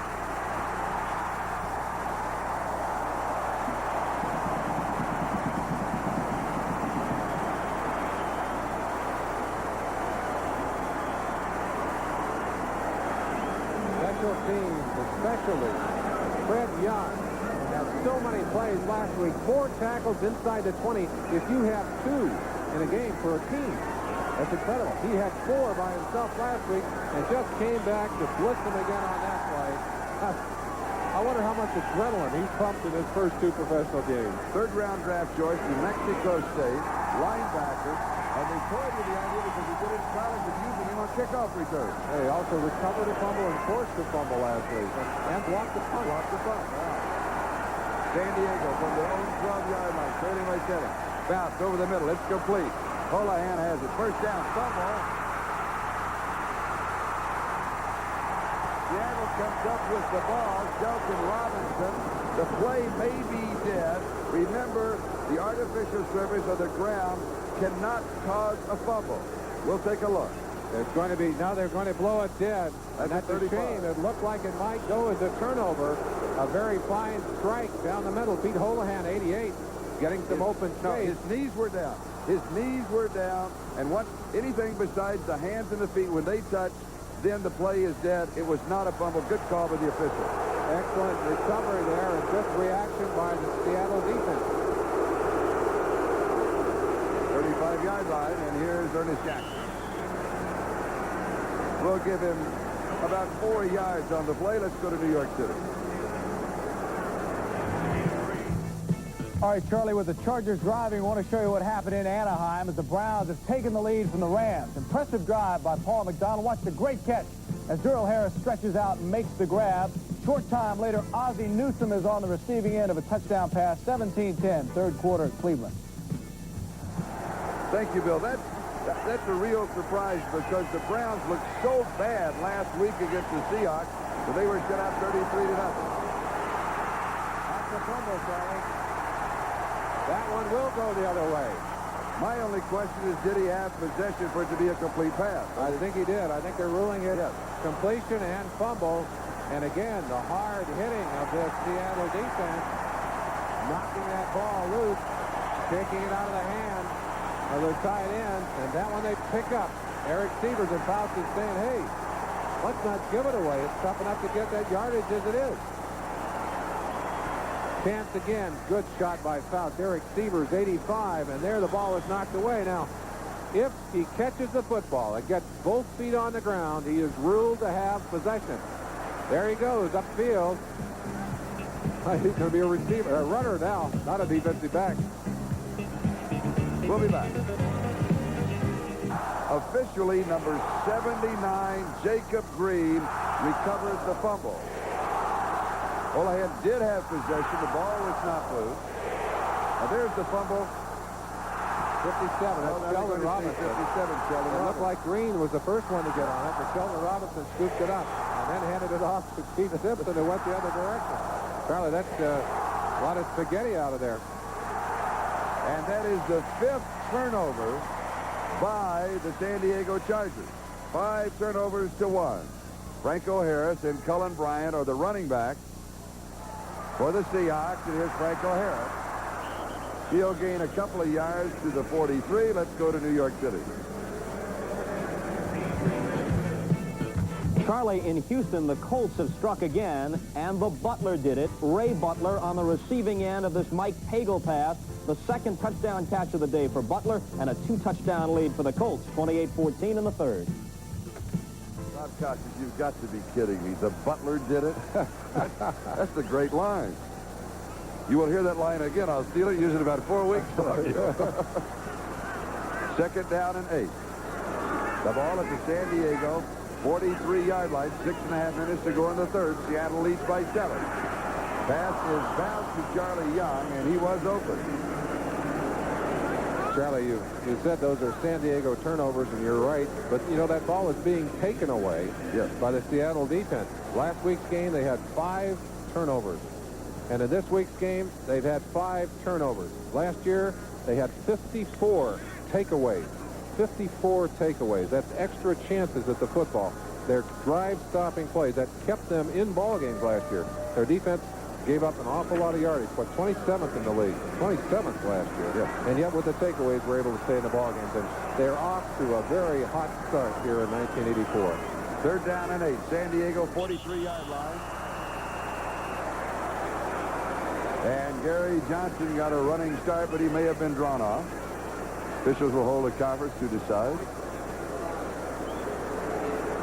Well, he's got to be rested. He's been on the sideline for a good part of this ball game. Eager. Well, they're going to ticket the offense. Ball starts. That's Ed Bailey. Perhaps if they ticketed number 65 has gone in, and Reggie McKenzie must be still having trouble. You know who played very well in this ball game? Ron Essing, 64. Ball starts, number 65. Offense. Essing, of course, responsible on the outside for Ferguson a good part of the day. And Ferguson has made some good plays. Boy, you see the intensity of one Chuck Knox. He hates to see his teams make mistakes, hurt themselves. That's obvious there, his reaction. Third down and 13.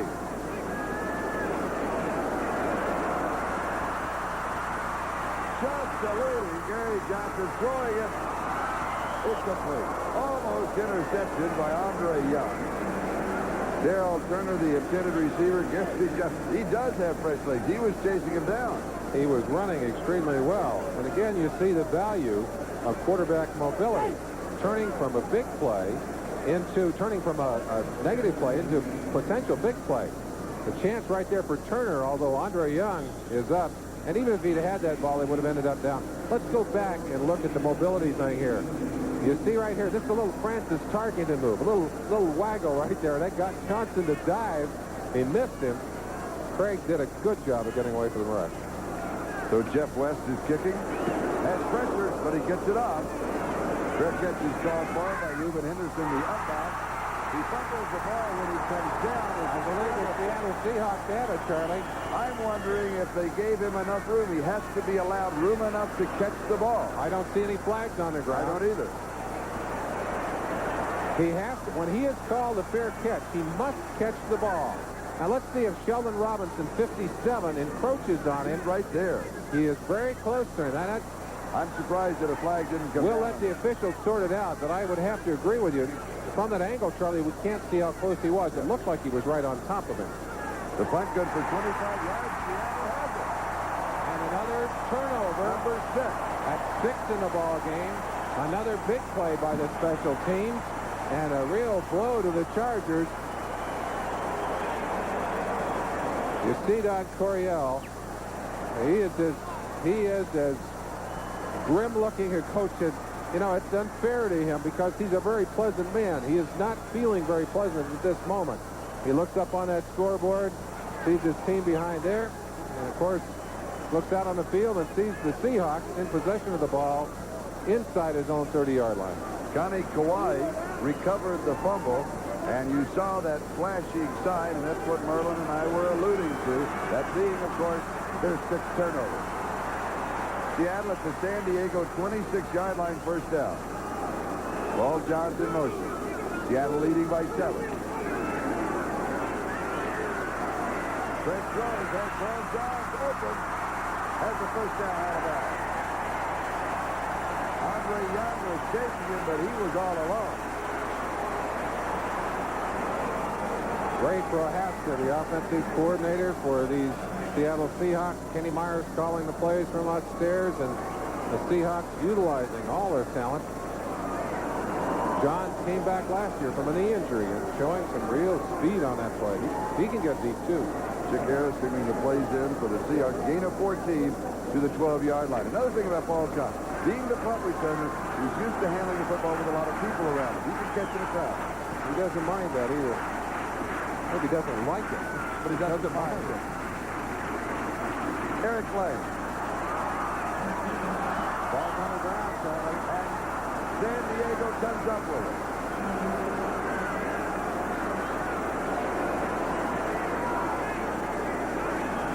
That's Mike Green, number 58. And that is the 2nd turnover by the Seahawks. You feel instant silence here in the Kingdome. We're looking at it from the end zone. Green, the man over to strip it, but it was one of the defensive backs, I believe, going up underneath that really knocked that ball loose. We've got a timeout. Chargers have the ball. Merlin Olsen and Charlie Jones. And Charlie, I know you did the first broadcast of the old AFL on television. Right. Followed them closely. It had to be a real treat for you to come back and have a chance to interview some of those people like Davis and Hunt and Namath and Blanda. It was great fun. We'll talk about that. Back throw. Pass is complete to Pete Holohan. Holohan across the 25, and then he is down to the 30-yard line. A gain of 21 yards on the play. Kenny Easy brought him down. Let's go to New York. All right, Charlie, you've got a good one going in the Kingdome. There's a good one going on down in Anaheim. The Rams have tied it up. Vince Ferragamo's had a bad day, but he found a friend in Ron Brown. Little turnaround move there, and the Olympic gold medalist has himself 6 points. 17-17. They're locked up in the 4th quarter. And they said a track man couldn't play football, but he was a football player first, though. Yes, he was. He's showing his speed, I'll tell you that. He's a good one. San Diego from their own 30-yard line. Ernest Jackson, 6 yards to the 36. It'll be 2nd down and 4. Michael Jackson, no relation, makes the tackle. Along with Bruce Schultz. Let's check the scoreboard. 4th quarter, Raiders out in front of Green Bay, 21-7. Now the Raiders will play at Kansas City on NBC next week. Dick and Merlin will be there. Cleveland and the Rams. They're tied 17 all 4th quarter. And the Colts leading Houston by 14. That's a surprise, 4th quarter. And here, Seattle leads San Diego 17-10. Fouts pass, Wes Chandler. We haven't heard from Chandler in ever so long. You have to go back to the first quarter when I can remember him catching a pass. Keith Simpson makes the tackle. That is Chandler's 5th reception for only 34 yards.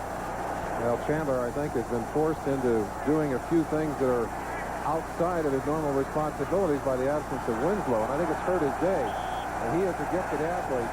In fact, I think perhaps the most spectacular of the players on the field here today. They're down and 1. Look for number 42, Pete Johnson. Here he is. It'll be close. He may not have made it. Got there. I don't think he made it. Somebody really got in there deep and got to Pete Johnson's legs, and you can't run when somebody else has got those legs up in the air. 4th down. Rare to see Pete Johnson stop in that kind of short yardage situation, but it was excellent penetration by the Seattle defense that did it. It'll be 4th and 1. Buford comes in the kick. Buford's going to kick it, and there's a difference between being on your own 40 and your opponent's 40. Knox decided to go for it in a similar situation on his 40. Coryell won't gamble on his own 40. Number 7 is Maury Buford. And on the return will be number 85 for the Seahawks, Paul John.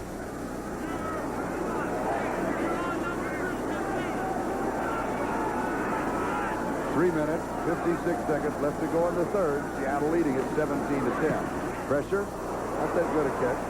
He's motioning everybody to get away from it. It goes out of bounds at the 29-yard line. Such heads-up play. Paul John signaling the other players who don't know where that football is to move away, because if it touches a blue shirt, it's a live football. And that kick covered only 31 yards. Today's telecast is presented by authority of the National Football League.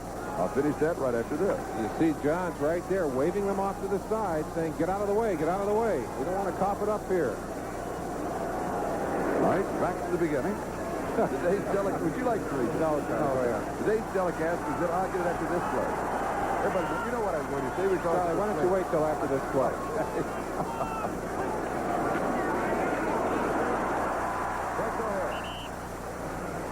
4 yards to the 33. It'll be second down and 6 as Carlos Bradley made the tackle. Now, Charlie. I don't want to do it now. Today's telecast presented by authority of the National Football League. I heard that somewhere. Intended for the private use of our audience. Any rebroadcast or other use of this telecast without the express written consent of the Seattle Seahawks and the National Football League is prohibited. We haven't seen as much of Franco Harris in the second half. It could be that Franco tied up a little bit. His muscles have to be a little sore. We said he hasn't had any contact before today during this season. Play action. Yeah. Tight end, Charlie Young, first down. San Diego, 47-yard line. 20 yards. Charlie Young heard little from last week, and their opener has been a big factor in this ball game. They've used a lot of motion, and they go to him on a little straight pattern. And even though he's been around a lot of years, he still can pick him up and lay him down. He gets in between the two linebackers right there, Lyndon King and Billy Ray Smith, makes the grab. 3 receptions, 44 yards. Did not have a reception, as you alluded, in the first ball game last week. First down, 47-yard line, San Diego territory.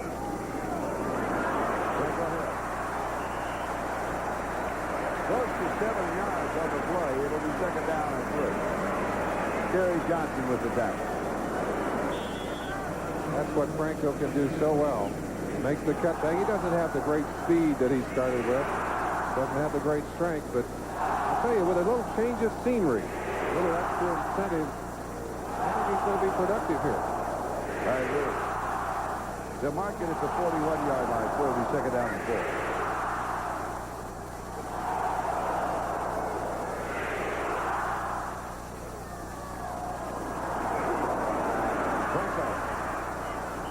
And he'll come up about a yard shy.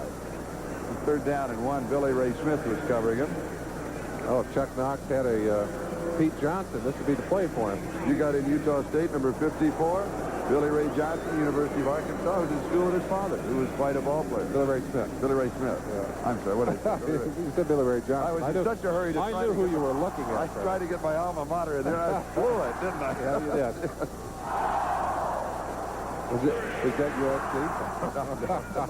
No, let's not confuse it. All right. I was an undergraduate at USC. All right, Charlie. And Northwestern. Third down and 1. Eric Blaine, first down. 34-yard line.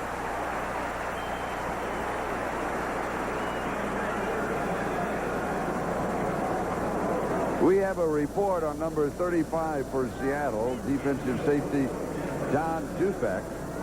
An ankle injury. He has gone to the locker room to have an X-ray. It's one of the advantages of modern medicine. We have those machines right here, and they can look at it. You don't want to take a chance, especially with someone who's made as many big plays as Dufek has. We're counting down the end of the third quarter. 23 seconds left. Krieg want here. 8 seconds on the 30-second clock, and he turns around and talks to Pat Haggerty. Now, maybe he's got a bad football. I don't know what he's doing. Could be a little slick. They want a football. Yes, that's what it is. You know, I talked to Blair Bush about the football. He said a couple of weeks ago they handed him a football in the first series that was about half inflated. He didn't know how it had gotten past the officials. He said you could squeeze it, and your thumb would go about halfway into it. He had to trade. A lot easier now that they don't use the stickum. They don't have to change that ball as often, especially indoors like this. They reset the 30-second clock with the football change. Charlie Young. And Charlie is out of bounds. Inside the 30-yard. No, they'll mark it outside the 31-yard line. So go for a gain of 3, second down and 7. Charlie, one of the things you do as a defense, you rank the weapons that an offense can throw at you. And after being blanked in the opener, I think they may have put Charlie Young way down the list. I think they may have to reevaluate after what he's done here today. And you mean the Charger defense put him down on the list? Charger defense. Not being one of the... Well, they say, you know, obviously the first receiver we've got to stop is Larson. And then they go to this speed receiver. They didn't really worry, I don't think, about Charlie Young. Second down. Yes. Mike Tice. 5-yard line. First down goal to go 26 yards. Not too bad for a former quarterback. Mike Tice takes that one over the inside. The defender lost the football. Looked like one of the linebackers back in good position. Lost the football, got his back to it. Billy Ray Smith right there. And lost the football, goes into the hands of Mike Tice. They've got excellent field position. And we'll be back after these messages from your local station. Andre Young being helped off the field. And I kind of wonder if maybe having Muncie dropped out of the game plan has really hurt these Chargers today. It happened so late in the week. And Luke Gallows of King Television, NBC affiliate here, talked to Chuck at the airport last night when he arrived. And we've got that for you, but right now let's get back to the ball game. But we do have that tape for you. We'll get it on. There's the 5-yard line. First down goal to go for Seattle. Franco Harris. 3-yard line. Mike Green with a tackle. It'll be second down goal to go. Franco has always run better to his left than to his right for some reason. And I think because he just has a more natural flow going that direction. He's been able to cut back better. But this is the kind of thing he's done so effectively over the years. Stringing out to the outside behind the blocking of David Hughes and looking and knowing right there that the only yardage is back inside. Goes underneath Green and Billy Ray Smith. Picks up a couple of big yards. They're inside the 5-yard line. Eric Blaine and David Hughes are the setback. Takes the lane. This is a good one on the way. He got it.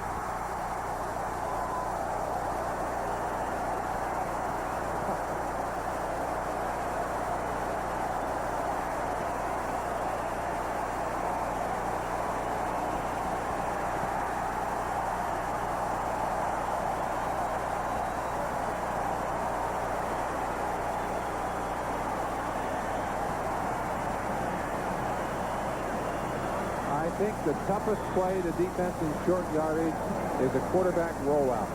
You've got all the faking right there to Eric Lane inside. And Krieg just showing a great speed.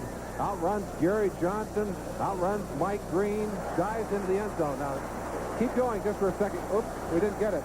Linesman knocked right flat on his back, signaling touchdown from the ground. Extra point is good. And so with 14 minutes and 10 seconds left to go in the game, Seattle leads by 14, 24-10 here in the Kingdome. Don't miss the absolute best of baseball, the 1984 World Series. The championship of baseball begins October the 9th here on NBC Sports. Well, we've got some excitement here. Norris Johnson to kick off. Ernest Jackson and Lionel James set for the return.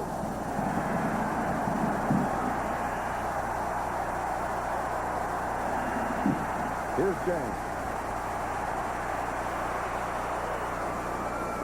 To about the 27-yard line. Now, let's go back to that videotape interview with Chuck Muncie as he arrived at the Seattle airport last night after missing the Chargers chartered plane. Everybody called, and I said, hey, Coach, I got, slash tires. I can't make it to the airport. So they accepted it, and I brought the tires with me in my car. So, in case when we get back, I can show them to me. So What happened to your car? I really don't know. I came out, to get in the car to go to the airport.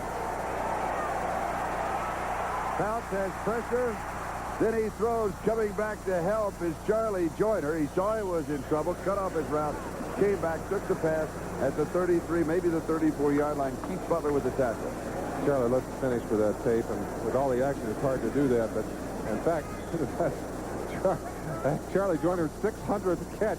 Everything happened. Everything happened at once. But the final of that particular conversation with Muncie, he said the coaches accepted his excuse. Not true. They sent him home. And he was suspended for this game, and maybe longer. Certainly the way Jackson is playing today, maybe he lost his job. But I think it's really had an impact on the offense today. Second down and 4. Juggled and then caught by Pete Holohan. And into Seattle territory, the 49-yard line. Now we've got 13 minutes, 22 seconds, and San Diego for a moment there was in a hurry-up offense. Now let's go to New York City. All right, Charlie, and hasn't Dave Krieg looked good, especially here in the second half? Now, down in Houston, an impressive Oiler drive behind Warren Moon. Earl Campbell has scored his third touchdown of the day. It is 28-21, and the Oilers have pulled to within a touchdown of the Colts with just over 9 minutes left to play. Ernest Jackson, as we come back to the action here, to the Seattle 41-yard line. Hated to cut off that update, but Fouts not wasting any time. In fact, said he might go to a no-huddle offense today. The reason for doing that, he wants to keep the nickel package, keep all those extra defensive backs off the field, and if there's no time to substitute, he'll be able to do that. But they've got 4 defensive linemen in there now, and the backs are in there already, Charlie. 2nd and 3. Ernest Jackson. And he'll pick up the first down at the 36-yard line, a gain of 5. Randy Edwards with the tackle. And that's what you have to do. When a team begins to replace linebackers with defensive backs, you've got to run the football. You've got to force them to keep their legitimate people in the game. That way you can balance out and use your passing effectively. Bruce Matheson signaling in, as is Dave Levy, the offensive line coach. And something interesting happening in front of those guys. Maybe we'll get that. We'll get that in a little while. We'll try. We'll try. A lot of action in this game. Seattle leading by 14, 24-10. San Diego at the Seahawks 36-yard line. First down. Here's Jackson. He picks up about 9 yards on the play. And he's stopped by Greg Gage.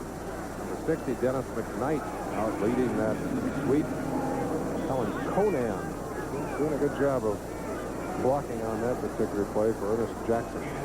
15 carries, 84 yards. They mark it at the 28-yard line, so it'll be 2nd down and 2.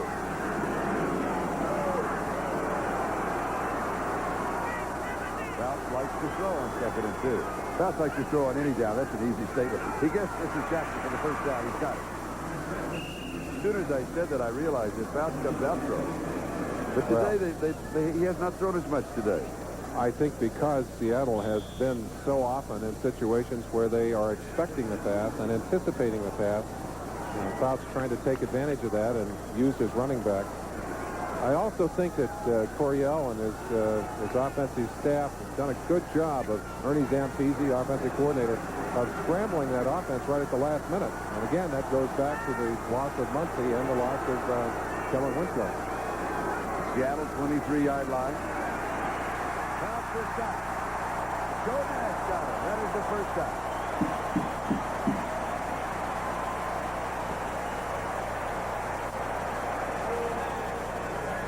Interesting story on Joe Nash. They were not pleased with his play last year.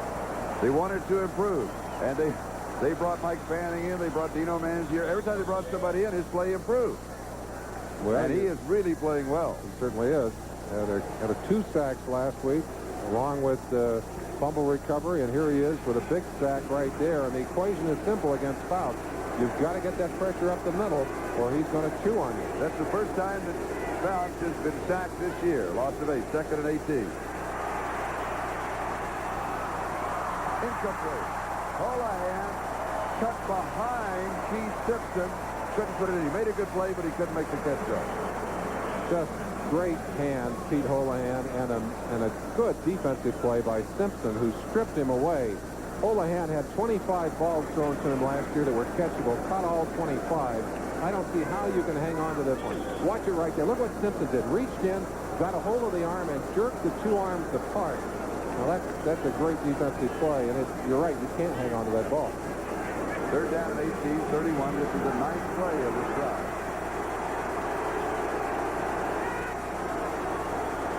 Seattle leading 24-10, 9:58 left of the ball game. Back has pressure. He picks it off. It is tipped. It's a free ball. Is it Holahan? Yes, it is. The deflection. Jeff Bryant was there for the Seahawks. It'll be 4th down. Charlie, I believe they're going to bring it back to the spot saying that he was in the grasp of Jeff Bryant. I believe they're going to, yes, they're bringing it back. Going to be 4th down from about the 37. So it's the 2nd sack. That's the 2nd sack of the day. 1 by Bryant, 1 by Nash. Again, the rule was made to try and protect the quarterback. Fouts is strong and he's courageous. And he is in the grass. He is in the grass and control. Now that's the other thing. They dictated that the man was able to pull him down, and he was indeed pulling him down. A moment ago, it's 1st down at the Seattle 23. It's 4th and 24 back at the 37-yard line. 9.5 to go. Pressure again. Goes deep. It is intercepted by John Harris, his 2nd interception of the ball game.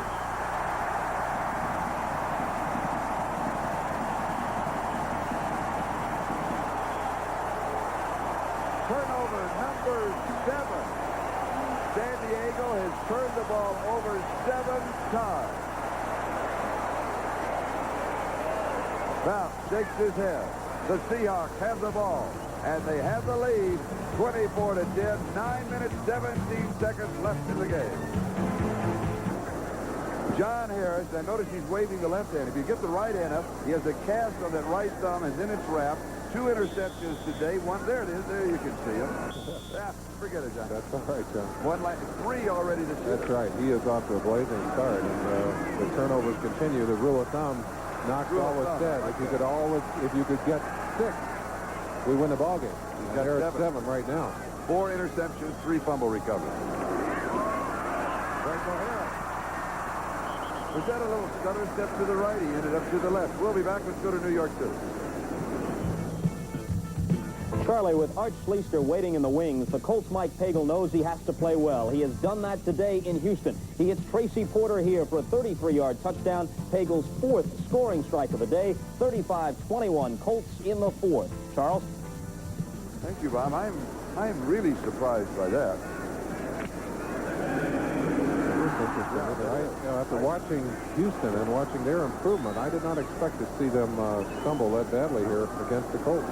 Second down and 8. Franco Harris, David Hughes to the running back. Here's Franco to the right side, and he is pulled down. Billy Ray. 1-yard line. Wow. Billy Ray Smith got it. Lose a couple, so it'll be third down and 10. Don't forget to join us on November the 10th. That's the day after my birthday. Horse racing $10 million day. Breeders' Cup featuring 7 championship races, and every race is a purse of at least $1 million. Truly the Super Bowl of horse racing coming November the 10th on NBC Sports. You're smiling. I was smiling over that defensive play by Billy Ray Smith. And one of the things that teams are beginning to measure is hand strength.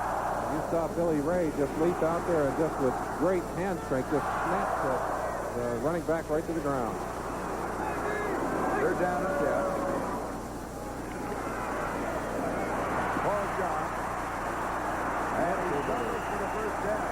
He has to go to the 41-yard line, and he's right in that neighborhood. Danny Walters with the tackle. He's got it. First down, Seattle. Let's check the scoreboard.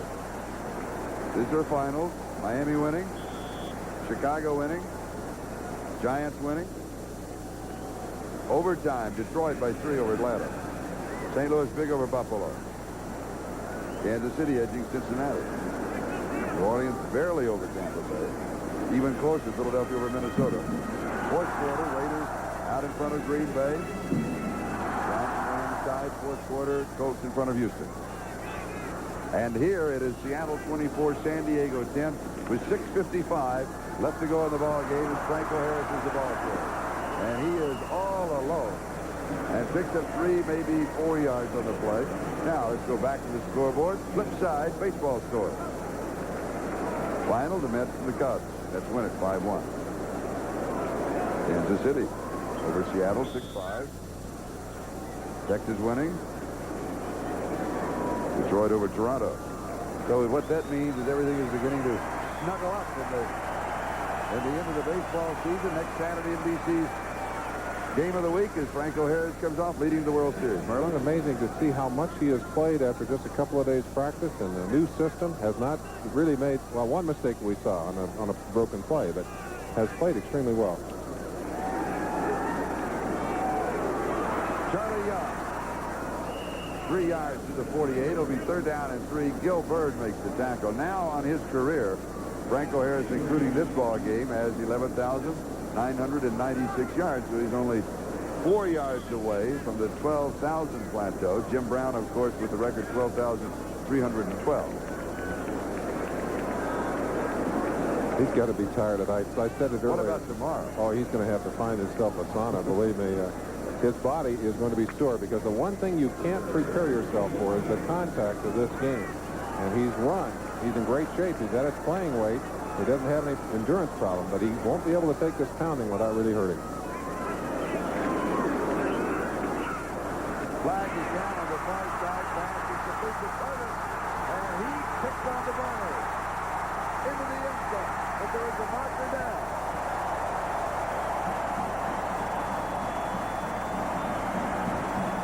Don't celebrate too soon. I'm afraid. Yards with a question mark. Charlie, I'm afraid that one of the offensive linemen, and I believe it was Ron Essink, 64, bailing out a little too early to try and protect on that play. And it's going to bring it all the way back. And that's sad, but we'd mentioned that gliding speed of Darrell Turner, and you saw it right there. It didn't look like he was running that fast. Building a motion, number 64, offense, still third down. Yes, it was. Yes. Essink is enraged. He was guessing on the count. A good offensive lineman has to do that. They've got to guess on that count. He was just a little too quick. Why did he have to guess? When you've got a good, quick defensive man on top of you, especially in that situation. They had the defensive end lined up way outside of him. He felt that he had to get outside to shut off that outside rush, and just took a little too much advantage of the snap count. Third down and 8. The ball at the 43-yard line. We would like to welcome those viewers that have just joined us. San Diego-Seattle game still in progress here. The score is Seattle 24, San Diego 10 with 5 minutes and 10 seconds still to go. So stay with us. We've got a good one. Greg going deep. Ball Johns was trying to say he was interfered with. Looked over his left shoulder. Pass was over his right. Danny Walters had good, tight coverage on it. Walters was right on that one. Krieg made a bad throw, did not get the ball where it was supposed to be. Anytime you see the receiver turn when he's running directly like that, quarterback has to give him a chance to catch it on the side he's looking over. 5:05. Time remaining, and Seattle will be kicking. 4th down and 8. Jeff West is in. Lionel James set for the return. Dave Krieg has completed 17 of 35, 241 yards, 1 interception. James. Fumble. Seattle has it.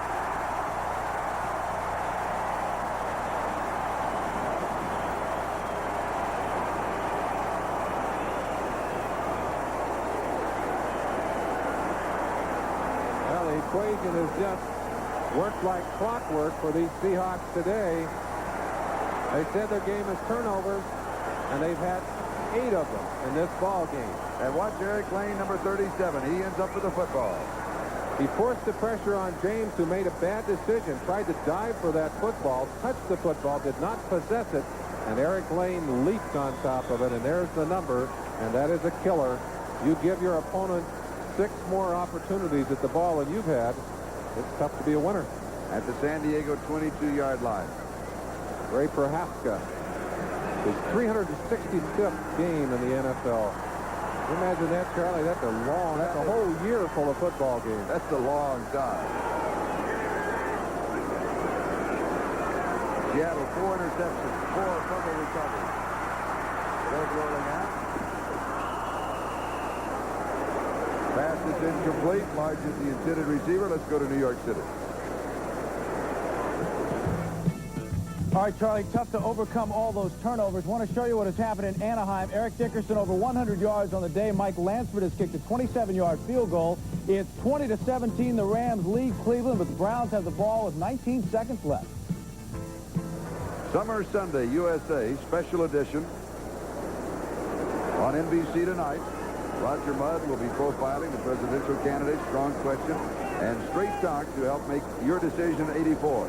Then it's the Emmy-winning mini-series Marco Polo, the man, the legend, the adventure. Don't miss an international all-star cast in Marco Polo tonight on NBC. 2nd down and 10. Towards the end zone, incomplete. Paul Johns, the intended receiver. Danny Walter for San Diego. Good pass. In traffic. Thrown where the receiver had a chance and the defenders did not have a chance to intercept. Good coverage by San Diego. Almost a great catch by Paul Johns. Stretched out, took that ball on the ground, but I believe he brushed the ball on the ground as he hit the end zone, Charlie. So it will be 3rd down and 10 back at the 22-yard line. Just an interesting note. The time of possession now 21 minutes for San Diego, 33 minutes for Seattle, and that's the result of those turnovers again. The Chargers have been stopping themselves. 3rd down 10. It's in. Gerald Turner.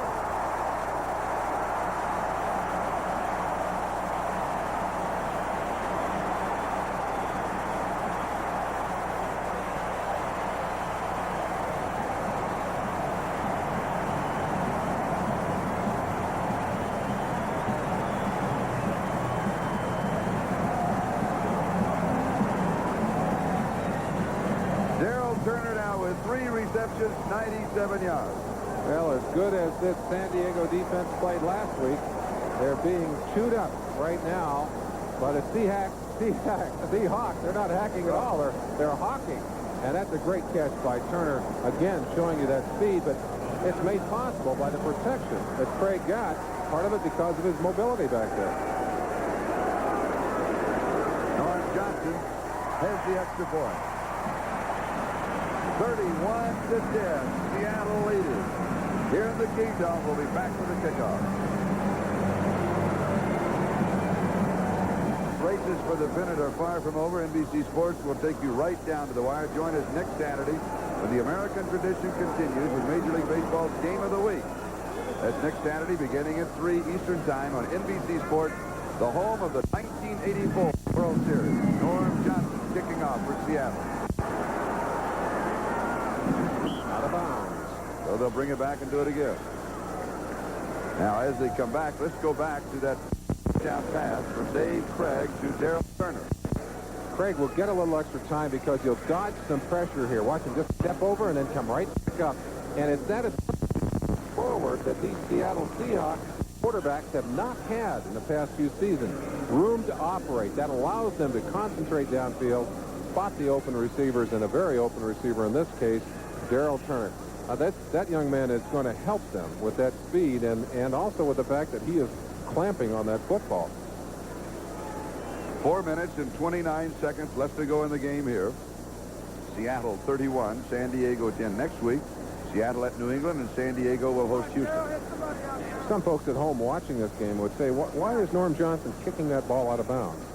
He has decided, they have said, the ball is going to be kicked to the left-hand corner. And he's trying to get it as close to that corner as possible without getting it out of bounds. Now, this time, they're probably going to have to kick to the middle. They don't want to put themselves in a situation where there's a possible penalty, and also they're kicking from 5 yards further back. But they have the option, right, left, or center. Total offense. Seahawks 424 yards, the Chargers 288. And think for a second that at the end of the first quarter, the Seahawks had 5 yards net passing. And also last week, San Diego had 526 yards against them. That's a little bit. The numbers have certainly changed, Charlie. Yes, they have.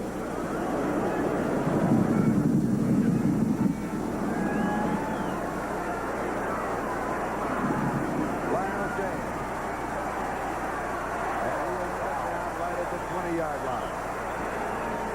That's great coverage. That's just great coverage. Sam Merlin and Dornick and Fred Young, and all of them down, and Rusty's got his guys breathing fire. We've got a timeout, 4:20 left to go. San Diego has the football. We'll be back in just a moment. Today's game is being brought to you by BMW, the ultimate driving machine. To arrange a thorough test drive, simply phone your nearest BMW dealer. By Old Milwaukee and Old Milwaukee Light, it doesn't get any better than this. And by the U.S. Army, a place to be all you can be. 4 minutes and 20 seconds left to go in the ball game. San Diego has the ball on their own 20-yard line. Along with Merlin Olsen, I'm Charlie Jones. Fouts throws. The pass is complete. Charlie Joyner. His second reception of the ball game, and number 601 in his career. He picked up 12 yards of the first down. I don't think we gave him proper credit for that. Really that's really a milestone in his career, and that's something that, how many people, Charlie, is... He becomes the fourth. Charlie Taylor, Don Maynard, Raymond Barrett. And last week he became the fourth receiver with total yardage of more than 10,000. Yeah, you talk about a class group of receivers. Of course, Charlie Taylor going into the Hall of Fame this last year, along with Mike McCormick, general manager of Seattle. First down, San Diego, their own 32-yard line. Duckworth, knocked away. Dave Brown. Man-to-man coverage. You can't look at the quarterback. You've got to let that receiver tell you where the ball is. Brown did it very, very well on that play, and the ball actually bounced off his shoulder, I think, Charlie. It'll be second down and 10. Charlie, I'll ask you a question. If you had one quarterback to pick with time running out on you, needing to get all the way down the field, who would it be? Oh, number 14. No question. He's the guy I'd want to. He's the guy I'd want to. Flag is down. Far side to Wes Chandler. He caught it at the 46-yard line. If the play stands up, Terry Taylor has a coverage on it. Well, they'll bring it back. On NBC tonight, a special edition of Summer Sunday USA. Roger Mudd profiling the presidential candidates. Strong questions, straight talk to help you make your decision in '84. Then it's the Emmy-winning miniseries Marco Polo, the man, the legend, the adventure. Don't miss An international all-star cast in Marco Polo tonight on NBC.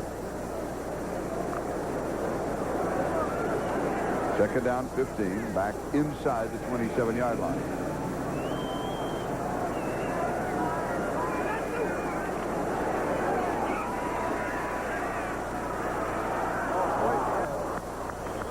Wes Chandler, he was hanging up there and knew he was going to be pulled out. Gain of 20. I said earlier, I thought that he is the most graceful athlete on the field. Gymnastic ability that is just, look at this reception. Now look at the body contortions that he has to go through to catch this football, knowing that he is going to get drilled once he has his hands on it. Look how high he is. Just smashed the ground. Terry Taylor, number 20, in there to take his legs right out from underneath him. But Chandler is healthy this year. Last year went through just about every injury you can imagine. Both feet injured, got his teeth knocked out, got hit in the kidneys, and well, that's what he can do when he's healthy. He may not be healthy after that shot. He's not as healthy as you were talking. Well, he's not quite as healthy as he was before that catch, but Charger offense doing a little bit better now. They're approaching the 50-yard line. And they have a first down at the San Diego 47. Now drop. Ernest Jackson coming out of the backfield. A chance for us to thank Joe Costanza and his support crew here in the booth. Gary Moore and Jim Ott, our spotters. Also Barry Culver and Frank Mantel. Charlie, you go looking for game breakers. You look for people who can make the difference in a game. One guy who can really pop things open. I think maybe Seattle has found one here in Darrell Turner. And during the commercial, the camera turned around and pointed up. You can read his lips. He said, we're number 1 and number 2 and number 3. It was a parlay. Well, second down and 10, 47-yard line. Fouts has completed 18 of 30 for 240 yards, 1 touchdown, 4 interceptions. The Chargers also have given up 4 fumbles, 8 turnovers. Paul Moyer for the defense. Third down and 10. Let's check the scoreboard. The Raiders, that's now a final, defeating Green Bay 28-7. Raiders playing at Kansas City next week on NBC. And the Rams would beat Cleveland by 3, 20-17. Fourth quarter, that's still a surprise. 35-21 the Colts over Houston. Third down and 10. Time permitting, and about 84 will have all the scores and highlights. This third down. How long has it been since the Chargers converted third down? They've missed the last 7, Charlie. They got one. They got one. Pete Hall ahead. They converted the first 2 opportunities they had. They went 0 for 7 then in a stretch, and now they came right back. They're going to go without a huddle. Fouts moving people around. He'll call the play audibly. He needs 7 people on the line. Gain of 12 and a first down. He's got it. Oh, no. Joyner. Now, you won't see that very often. Joyner furious at himself for not hanging on to that football. And the one thing that Fouts can hurt you with is that he knows exactly where he wants his people. And almost before you can get lined up, he's got his people out there and going. There's such precision, ordinarily, not today, but there's such precision to the San Diego offense that he can get them moving and get them going very quickly. And one of the problems that the Seahawks had last year, they were learning a new system. And very often they didn't line up in the right place, and they were hurt by quarterbacks who could hit them quickly. Second and 10, 42-yard line of Seattle. 3 minutes, 4 seconds left in the game. Seahawks lead it 31-10. The margin, 21 points, 3 touchdowns for overtime. A flag is down, and the pass is incomplete. Chandler, the intended receiver, Terry Jackson in the coverage, and we'll go back to the flag. Both officials kind of looking away on that play. They could conceivably have called offensive interference. That is now a final. The Colts defeating Houston. Houston next week at San Diego for the Chargers home opener. Charlie, maybe a good opportunity for us to talk about the impact of this game on these 2 teams. No question in my mind that going into this game, the Seahawks had the most to lose by not playing well. Yes. Chargers kind of know who they are and where they're going. They'll bounce back. They're a veteran team. Seahawks still very young. Illegal formation. It's declined. Go ahead, Merlin. Chuck Knox has done a good job. In fact, I think a great job of overcoming what could have been a devastating situation. Team down emotionally, the morale was down. Off to such a good start, but everything turned down on them. Then they got Franco in, and today, the death thing. They have played well offensively, and they have just creamed San Diego defensively. And also their special teams. And their special teams. Well, that's almost a given, sir. Yes. Incomplete. Bobby Duckworth, the intended receiver. It'll be 4th and 10. They'll go for it again. Such a critical time and such a difficult time for a quarterback when everyone knows he's going to throw. Now, there's a great stat. Chuck Knox, my coach in L.A. for those first 5 years, and of course came in and turned a losing team into a 12-2 winner in his first year. Took the Rams, Buffalo, and Seattle to the playoffs. And 8 of 11 years, Charlie, he's had his teams in the playoffs. You don't have to say much more. The record will speak for itself. And if they continue playing like this, it could be 9 of 12. Now, a real fear here that Warner's injury ended any chance of that. Well, they're not there yet, believe me, but they made a big step today. 4th down and 10. Fouts has completed only 3 of 10 passes on this drive. Incomplete. Joyner is in the receiver. Seattle takes over on down.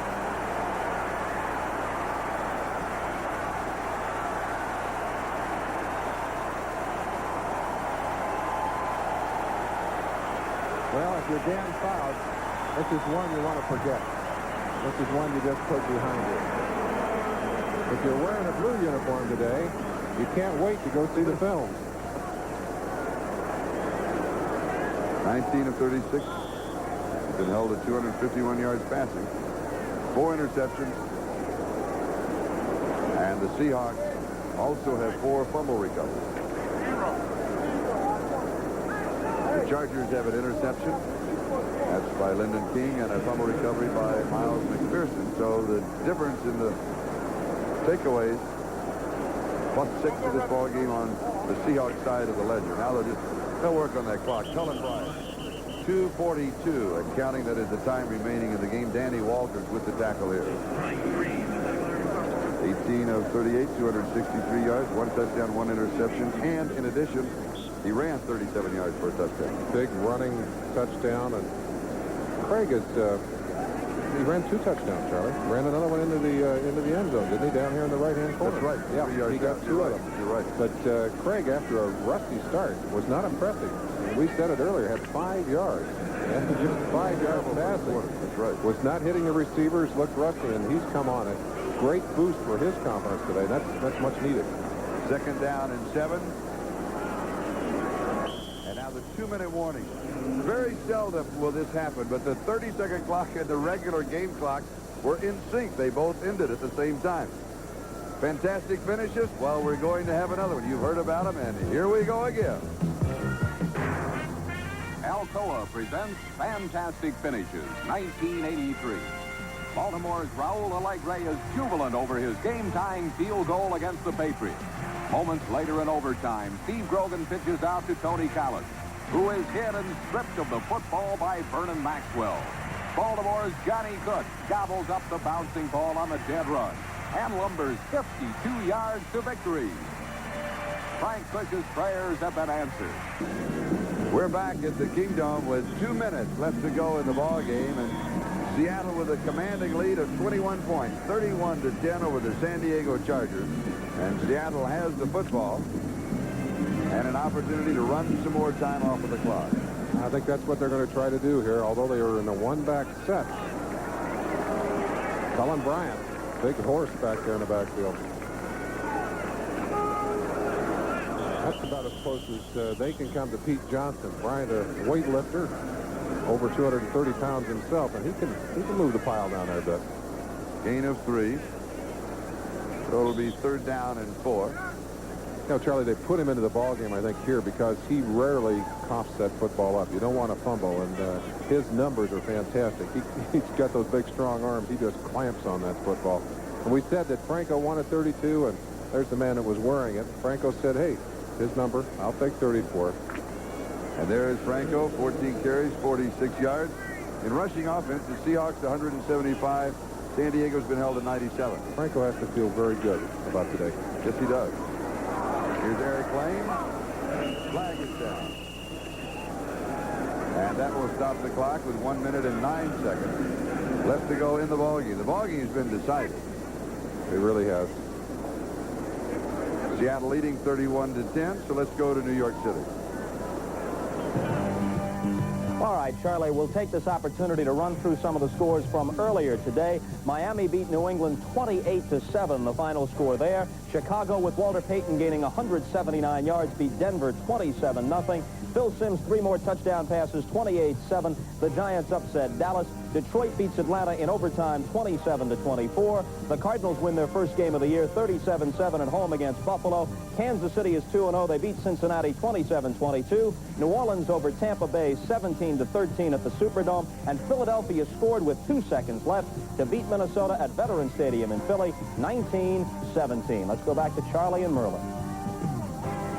All right, thank you, Bob. The flag here was holding against the Seahawks. It was refused, so it will be 4th down and 4. And that means that Jeff West will be kicking to Lionel James.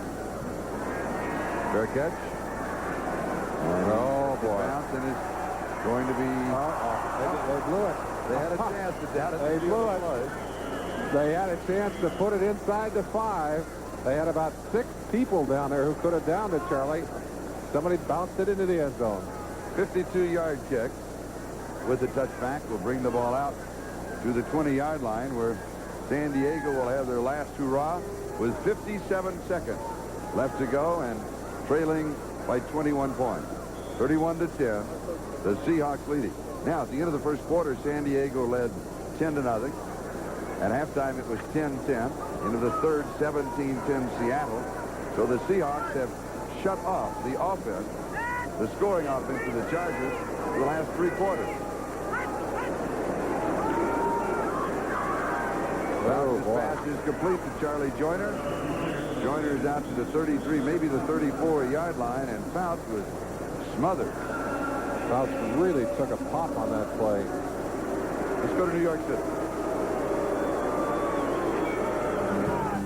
Well, we're back again. Here are the late scores today in the NFL. The Raiders beat Green Bay 28-7. They had been tied 7-all at halftime. The Rams, on a Mike Lansford field goal of 27 yards late in the ballgame, beat Cleveland 20-17. And Indianapolis, with Mike Pagel throwing for 4 scores, beat Houston 35-21. In the baseball pennant races, the Mets, behind Ron Darling, beat the Cubs 5-1 at Shea. They took 2 out of 3 from them this weekend, but still trail by 6 in the National League East. In the American League East, Detroit's magic number is down to 9. Their lead over Toronto is 11.5. They complete a 3-game sweep this weekend in Toronto by winning 7-2. Milt Wilcox, the winner, 16-7. Kirk Gibson hit home run number 25. Let's go back to Charlie and Merlin. Thank you, Bob. In the game here, Merlin, a big difference in the emotional factor. I really believe so, Charlie. The Seahawks knew what they had to do, and they knew they all had to come up a notch. They had to perform well. I think at the same time, the loss of Winslow did not frighten the Chargers. I really believe that Muncie's loss just before the game not only upset them and that their game plan had to be changed dramatically at the last minute, but also had an emotional impact on this team. And emotion is the difference in a game like this. It's not the physical difference in teams, it's emotion. And the Seahawks have had it, the Chargers have not. Fouts to throw. And the pass is complete for a first down at the 45-yard line. Gain of 11. Joyner, the receiver. Moyer, the man who made the tackle. Fouts working down the middle to his favorite target, Charlie Joyner. But the Seahawks willing to give up that kind of yardage. They just don't want to give up the points. San Diego takes another timeout. They now have 1 timeout remaining. Here's a look at the scoring. Chargers obviously got off to the quicker start. It looked for a while like they were going to dominate the game. And then suddenly, away they went. Seahawks got on track. Now let's update the scoring in the ballgame. Benerska had the field goal, and then here we go. And Seattle starts to close. And even more. And more. Fouts going deep. Holahan inside the 10 to the 5-yard line. 41 yards on the play. Now that's the kind that of would be play. 50 yards. They were on the San Diego 45. That's the kind of play that will give Catlin nightmares, the defensive coordinator for Seattle. They'd only given up 1 long bomb in 6 games. They've had 2 today. One of them aided by Easley's foot. To New York.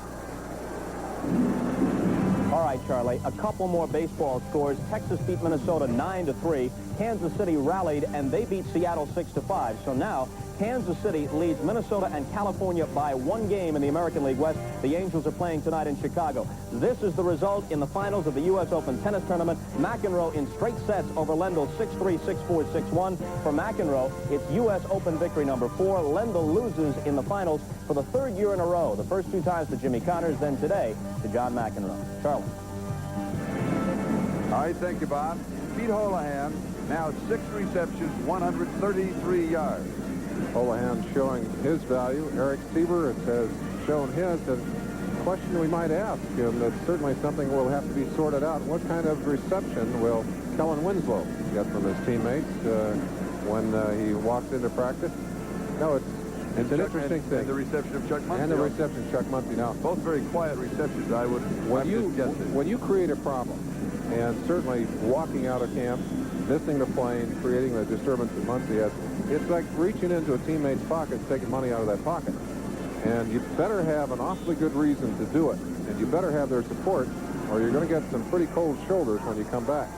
I don't think either of those players are going to be welcomed with happy receptions. And they're going to come back to camp. They're going to have to earn their way back into the circle. First down goal to go at this point. Fouts has completed 22 of 39, 327 yards, going for his 3rd touchdown. He's got it. Add 4 more to the total, but he has given up 4 interceptions. San Diego also has fumbled the ball away 4 times. That touchdown means very little, Charlie. Maybe saves a little pride and gives them a little bit better feeling as they make their trip home. But as I said, I think this is a game Fouts is just going to put behind him. And I think Dave Levy, the rest of that offensive staff, Ernie Zampese, they're all going to say, hey, let's just stick this one back on the shelf. We won't worry about it. We'll come back. We'll start next week, start getting ready for the Houston Oilers.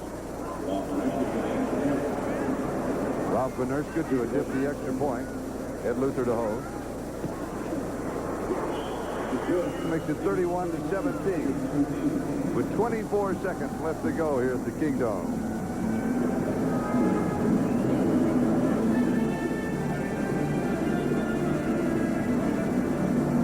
Chuck Knox has to be a very pleased man with the performance of the Seattle Seahawks today. A chance for us to remind you that our executive producer is Michael Weissman. Ted Nathanson, the coordinating producer of NFL football. Today's producer, Larry Cirillo. And Ted Nathanson, our director. NFL 84, produced by John Filippelli, directed by Bucky Gunn. And we also want to remind you that next Saturday on baseball's Game of the Week, our staff will be watching the races very closely to bring you the best game next Saturday, leading to the World Series here on NBC. 24 seconds left to go in the Kingdome. For the Seattle Seahawks, it will be win number 2. Their record will be 2-0. And the Chargers' record, their first loss, it will be 1-1. They're expecting the onside kick, and here it is. And it is covered immediately by Byron Walker. The Charger drive 80 yards in 4 plays, and it took only 33 seconds. That is the time remaining. And it's, well, they say that the kickers were offside. That I believe they're going to have to re-kick it, Charlie. I don't think you have a choice. No, you don't have the choice on that. Sure, you can refuse the penalty.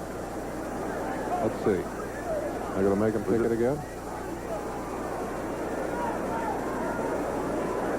Oh, I see. Offside on Seattle. Oh, Seattle lined up offside. Okay. You've got to be 10 yards away from that kicker. Somebody stepped into that zone. You've got to give them 10 yards, Charlie. Yeah. That's interesting. You're right. You can refuse it if it's against the kicking team. You get another opportunity right here. Look at the time of possession. What a telling stat. All right. Almost a successful recovery. Eric Lane covered the ball for Seattle. The clock is done now with 20 seconds.